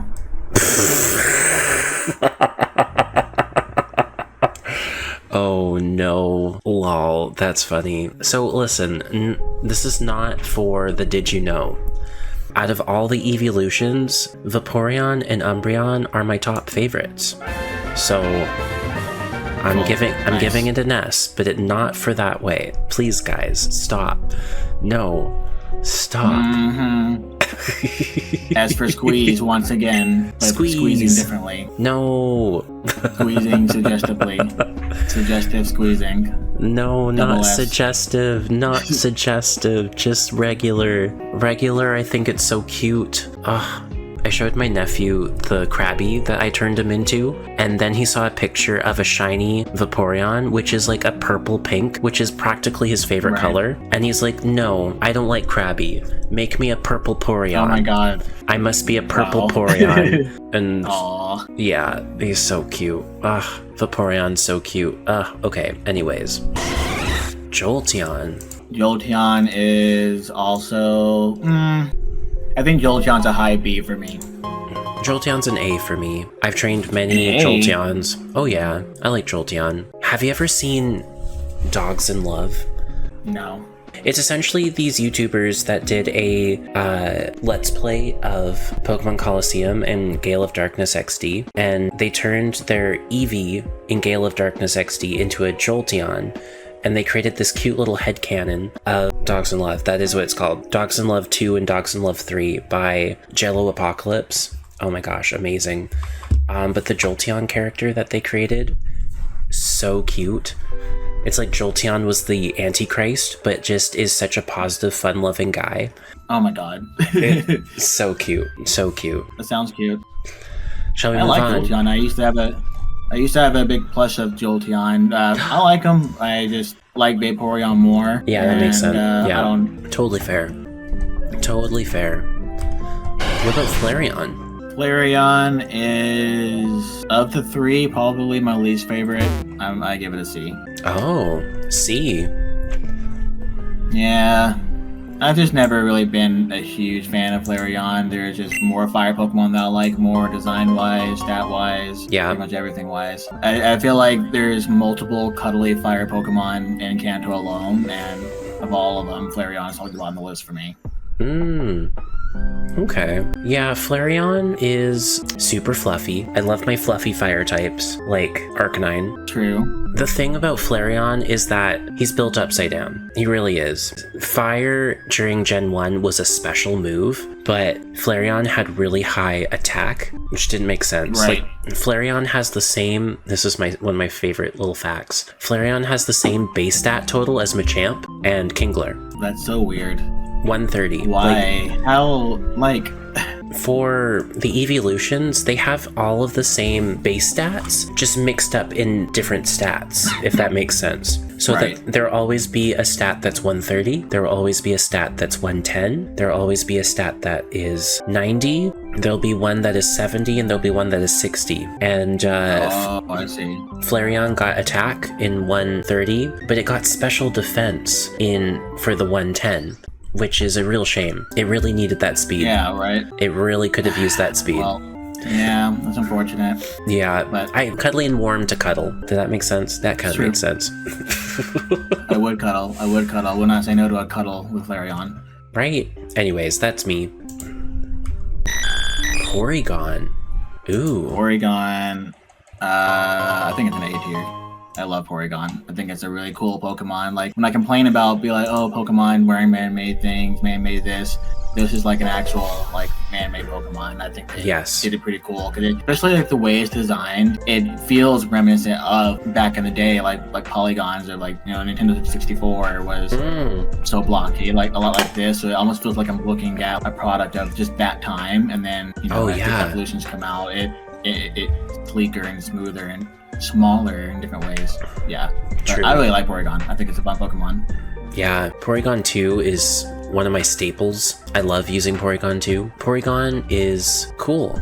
And I feel like it's the original Rotom, in a sense. Totally, yeah. I just like Porygon 2 better, but I don't dislike Porygon. It's cute. It's cute. I've never really used it, but like battle-wise, or even in a run. I'm really just going on design and theme for this one, I say. Porygon is C for you, Gartok. That's okay. That's cool. Wow. Let's go to the next. That's fair. Omanyte. Ooh. Lord Helix. I know, right? I was just saying, praise Helix. Omanyte's a B for me. Yeah, I think it's a B. I like it. I like it too. Love it. It's a cool design. It is kind of goofy looking, but that's about it. And that's okay. Its impact on the Pokemon world was made through fans and not necessarily Pokemon itself. Right? Yeah, I like him. Omastar, though. How about them Omastars? Oh, my stars and stripes. I think it stays the same for me. This one's like it's just another situation of let's make it bigger and add us some spikes. That is exactly what it is. Yeah, I'm a B as well. But it's cool. Yeah, but I like it. I would always want one. I would want all the fossil Pokemon. I hated how they were separated. Right. But it's fine. I agree. Okay. Kabuto. It's a high C for me. It's neutral, but I like it. It's cool, but it's not much of anything to me. I mean, it's a horseshoe I think crab. I've always yeah. But yeah, the Pokemon design, I'm neither here nor there. It's fine. Agreed. Yeah. Okay. Kabutops, however. It's a high B for me. I think I do like Kabutops. Like, it was a really well done evolution of what Kabuto was, in my opinion. Agreed. I like him. He's in the same boat as the other two. You wouldn't want to run into one of those in the wild, that's for sure. Oh, hell no. Terrifying. Absolutely terrifying. Probably related to Cleavor. I was wondering that, if there was some like relation to Cleavor or Scyther or something. Just maybe as a convergent species. Right? Maybe. Who knows? I would say so. Let's see who's next on the... Aha! Good old Arrow Boy. Aerodactyl. I don't know. It's either like low B or high C for me. I think he's a B for me too. Yeah, it's a cool Pokemon, and like, you know, when super you cool. get a fossil Pokemon, it definitely fits the bill. It does the job it's supposed to do. So it's cool. I like it. Is probably the best fossil Pokemon out of Gen 1. I didn't realize how long its bottom jaw was. It's huge. It's like super long. Yeah, it's going right? This one could potentially be related to a Charizard. Yeah, actually, maybe. That's a good question. Oh. What about this lovable bouncy boy? A. Nice. I'm an A. At the same time. Yeah, nice. It's an A for me as well. I would say it's even a high A. Oh yeah, high A. Yeah, it was almost an S for me, but I don't know if it's like special to me, but I just really like the Pokemon. It has its place in Pokemon, and it is well deserved. Iconic 100%. In its own way, relatable in its own way. Probably the most memorable roadblock in pretty much all of the Pokemon games, in my opinion. And like all of gaming. A whole item was created around this Pokemon. True. The Pokeflute. So. Did you know you could use the Pokeflute in battle? Like, if your Pokemon was ever actually put asleep, you could just Pokeflute it awake? Oh no, I don't think I knew that. That's really cool. Yeah, you didn't need any more awakenings or full heals when it came to sleep. You just used your Pokeflute. That's really cool. Yeah, I don't think I knew that. Super cool. Alright, shall we do the next? Yeah. Let's do it. Oh, legendary time. We're getting towards the end. I'm proud of us. Look at that. Hell yeah. All the Kanto birds is one of the coolest to me. Oh yeah. Is that a pun? Yeah. Got him. It is. Nice. It's basically Pidgeot but blue and awesome. So yeah. I'm a fan. I really like Articuno. I liked Articuno, I think, better than the other two. I think that's still the case. I don't know. They're good. Alright, next one. To me, of all the three, it is absolutely my favorite one. I'm gonna give it an A. I'm gonna give it an A though, because I actually like the Galarian version more. Oh. And I feel like when we get to Galarian Zapdos, it might even be a higher letter than A. We'll see. That's awesome. I really like Zapdos. I think it's super cool. It's a really cool design. It's not too crazy. This is another Pokemon I used to draw a lot when I was a kid. So like, it's just a bunch of spikes into a bird. Oh hell yeah! When I was doing competitive Gen 5 Pokemon, Zapdos was used so much. Something I learned in competitive Pokemon is how Pokemon can really complement each other. And when two Pokemon or three Pokemon can complement each other almost perfectly, type, weakness, resistance-wise, they call it a core. And Zapdos and Empoleon made a perfect core. They covered each other's weaknesses almost perfectly. And Zapdos is more of a defensive Pokemon, which is interesting, but it has some really good defenses. And then Empoleon's pretty good with its special defense. So they complement each other defensively. Empoleon's weak to ground. Zapdos is immune. Zapdos is weak to ice. Empoleon resists. Empoleon's weak to fighting. Zapdos resists. Electric. Empoleon, Zapdos resists. Like, they work so well. That's crazy. Anyways, that's my story and connections about Zapdos. If Articuno is a Pidgeot, then I would say this is a Fearow. Yes. Well, if Articuno's a Pidgeot and Zapdos is a Fearow, then what's a Moltres? It's a good question. A Moltres, to me, is actually a C. I'm not really crazy about Moltres, to be honest with you. Oh. It's too much. It is too much rubber chicken on fire energy to me. And I like Moltres. I don't know what to say. I mean, out of Articuno and Zapdos, I probably like it a little less. Does it mean it's in B tier? Not really. I still love the lore and the mystery behind the legendary birds. I don't know. I have a shiny one. It's pink. It's ridiculous. Yeah. I love them. For me, it doesn't give me any excitement. Don't hate it, don't love it. I just think the other two birds are just leagues better. Yeah, they're great. They're great.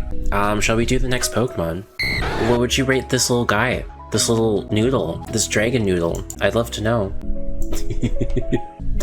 Dratini is A tier for me. I think it's earned its A tier spot. Like, it is simple, but every Pokemon line starts somewhere, and this one starts in a pretty good spot. Fun fact, for my 5th or 6th birthday, I had an ice cream cake from Dairy Queen, and I made my mom put a Dratini on it. Oh, cute. So I had a Dratini cake. One time in school, do you ever do those cakewalk games where you like walk around on like tiles and then you land on a tile, I guess, and you can win a cake? You ever done that before? No. One time in elementary school, I did it, and I won a cake, and I picked the one with Eevee on it, and we ate the cake, and it made my entire family sick. No. Yeah. Not the so maybe that's cake with revenge. Maybe that's subliminal as to why my rating was not as high for Eevee. That's totally fair. Let's do the next one, though. Oh, man. So, No Notes still stays in the A tier for me. It's awesome. It's a great expansion onto what Dratini is. You know, I love my wing gears. Again, it is bigger version of the Pokemon. Let's add a horn, but it's done well, and it makes sense. It's done so well, and it makes so much sense that I give it an S. I love it. S tier, yeah. I love Dragonair. Ugh, mwah, mwah, chef's kiss, mwah. I used to draw Dragonair a lot too. That was an easy one to draw. Oh yeah, so cool though. So cool. I don't know what to say. I think the crystal balls are amazing. I think the wing heads, so cool. No notes. A perfect 10 out of 10. S tier. Love it. But what do you think? Shall we do the next one? It's well deserved. I think so. Okay. Our boy. Dragonite, for me, I think it belongs in S tier. You're in S tier? I mean, it's got so many great things going on for it. I like the design. I do wish, of course, that there were... I do enjoy like the Dragonair design so much, and I like the color palette that I wish it did translate into Dragonite, but I still like the design for this is really well done. Dragonite was my first shiny because my friend traded me one and I used it through, and so I'll always remember that one. But thinking back on it, it was probably a fake Dragonite, but I didn't care. You know, I was young. I was like, I have a green Dragonite, and I think I still have it at home, so I enjoy it. Well, it created genuine childlike wonder and awe. I think that's valuable, even if it was considered a fake. Who cares? I think the human memories of the innocence and the purity of how that made you feel is more valuable than anyone's opinions on what these ones and zeros actually significantly mean. It's true. But yeah. What do you think of Dragonite? Dragonite is absolutely S tier.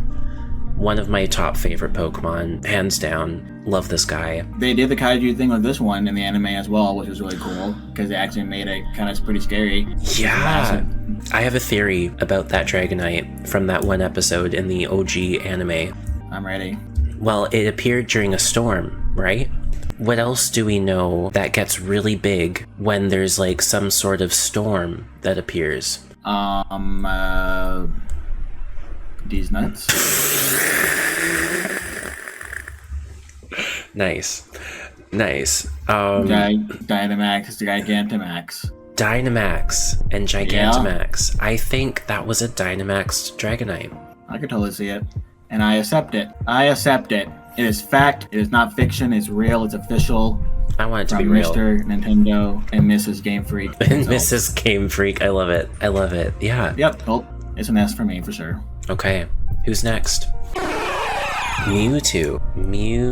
We're already at 150. I feel like Mewtwo, there's just like really no debate. In my opinion, it's an S tier. Oh. It's just... Yeah. To me, it's a plain and simple S tier Pokemon. It's the true quote-unquote in-game boss of red, blue, green, yellow. It's the central Pokemon of the first big movie in theaters. Its design is super cool. It was one of my most powerful Pokemon Go for a very long time. Thank you, Shadow Mewtwo. There's just so many cool things about Mewtwo that I just can't see it being anything lower unless you're about to do that to me right now. Yeah, I like him. He was at B for a second because I don't know. I was like, do I really like Mewtwo this much? I don't know. But then I remembered you can play him as Super Smash Brothers. And I was gonna say, yeah, like he's definitely one of my mains in Smash 2. Like, yeah. Oh yeah. All around cool guy. I loved when we were playing Melee and I'd get Mewtwo and you get the laser sword and then you do a dash attack with the laser sword and he'd like spin it around multiple times. Right. It was so satisfying. Yeah, that was a really cool animation. I love that one. I remember leaving my GameCube on like all night just to be able to have the chance to unlock Mewtwo because you had to play like a certain amount of hours of versus or something. I don't remember, but oh yeah, that's what I did, and I freaking got him. Yep. Heck yeah. S tier for me. Heck yeah. Oh my goodness. I can't believe this. Are we at the last Gen 1 Pokemon? I believe so. Wow. Okay, well, here we go. Mew. Mew. The other original Pokemon. Right? I'm an A. I like Mew a whole lot. I agree. I think it's also A-worthy as well. It's so cute. I love its little giggle. I love the bubbles. I love how when it's battling, it looks like it's playing because it probably is. I like how it transforms and no one really knows where it is. Yeah, the air of mystery around it is just undeniable, especially, Mew Under a Truck days. Yeah. And it's just, it was the original elusive Pokemon. I do remember getting a promo Ancient Mew watching the Pokemon 2000 movie. Hell yeah, I had that card too. That was so cool. I love that card. I remember the Z move, the special Z move that it got in Sun and Moon and Ultra Sun and Ultra Moon. Oh yeah, I forgot about that. Z moves are just such a thing of the past to me. Yeah, I remember being able to replicate the Mew glitch on the Virtual Console version of Pokemon Red, which is crazy, but it was really cool. Did you actually? At that point, I just honestly didn't think you could do it, but then I somehow pulled it off, and I was like, holy shit, I got a Mew. So it was awesome. Yeah, that's amazing. It's possible. Oh, Brilliant Diamond, Shining Pearl. If you played Let's Go Eevee or Pikachu, and you got to Flomaroma Town, they just freaking gave you a Mew. That's true. I got a Jirachi because I never played Let's Go Pikachu or Eevee yet, but I did play Sword and Shield, so they gave me a Jirachi, and I low-key love Jirachi a little bit more than Mew, but... Agreed. I do too. The mythical Pokemon, yeah, they're just a handful more that I like more than Mew, so couldn't quite give it that S rating. Cool. Well, there we go, guys. We're just going to pull up our actual tier lists here. Let me just add these in. We're going to take a look at our physical tier lists here. That's mine, and these are our tier lists. So over here, this is mine. I got a whole bunch of S's. So does Hunter. I like that. I really like that. Do I have more S's than you? Let's see. 11, 12. I have 13. I have like 15. So yeah, surprisingly, I have more than you. Interesting. But I have less below C. I've only got Jinx. That being said, I mean, for me, the Ghastly Lion is just like one big S entity. True, very true. And I put Ghastly and Haunter in A.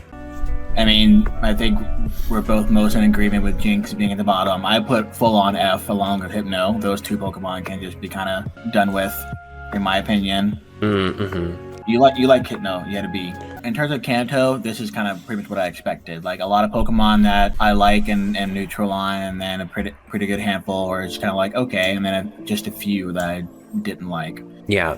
I feel like there are more in the future that I loved, and then there's also more in the future that I did not like at all. So totally, I'll be interested to see how the ratio changes over time.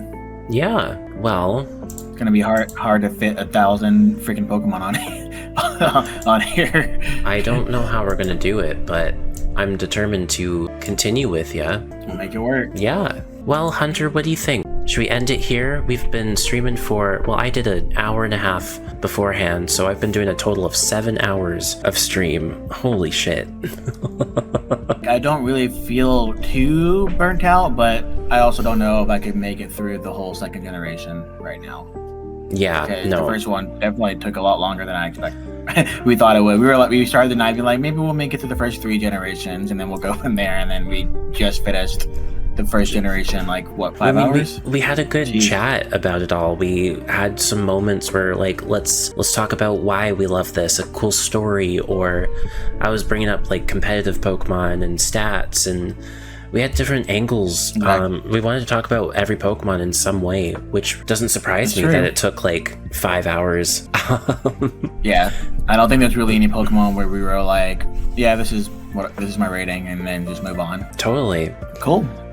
Well, yeah. Well, maybe next Tuesday, Gen 2. Gen 2, maybe we can sneak in Gen 3. I don't know. Maybe we're being too ambitious. But yeah, I just want to say thank you so much for this idea. Thanks for drawing these cute little reactives, Hunter, and setting this all up. No problem. Yeah, and for Streamwise, I just want to thank everyone who rated. Thank you, Gav. Thank you, Peach. Thanks, everybody, for hanging out in chat and for giving your rating and your opinions as well, and being part of the conversation. And I'm excited to do another Pokemon Tuesday next week. Me too. I'll be here with Bellsprouts on. Bellsprouts. Hell yeah. Hell yeah. Hell yeah. Well, I guess you get that checked out. But yeah, guys, make sure we're being kind, make sure we're being pleasant, make sure you're taking care of yourselves as well, friends. Take your medicine, eat your food, sleep your sleep, drink your water, and we'll be with you in spirit. Heck yeah, I've been Luke, and I've been Hunter. And we are the Game Ghost. Ooh. I love that. All right, friends. Bye, guys. Bye.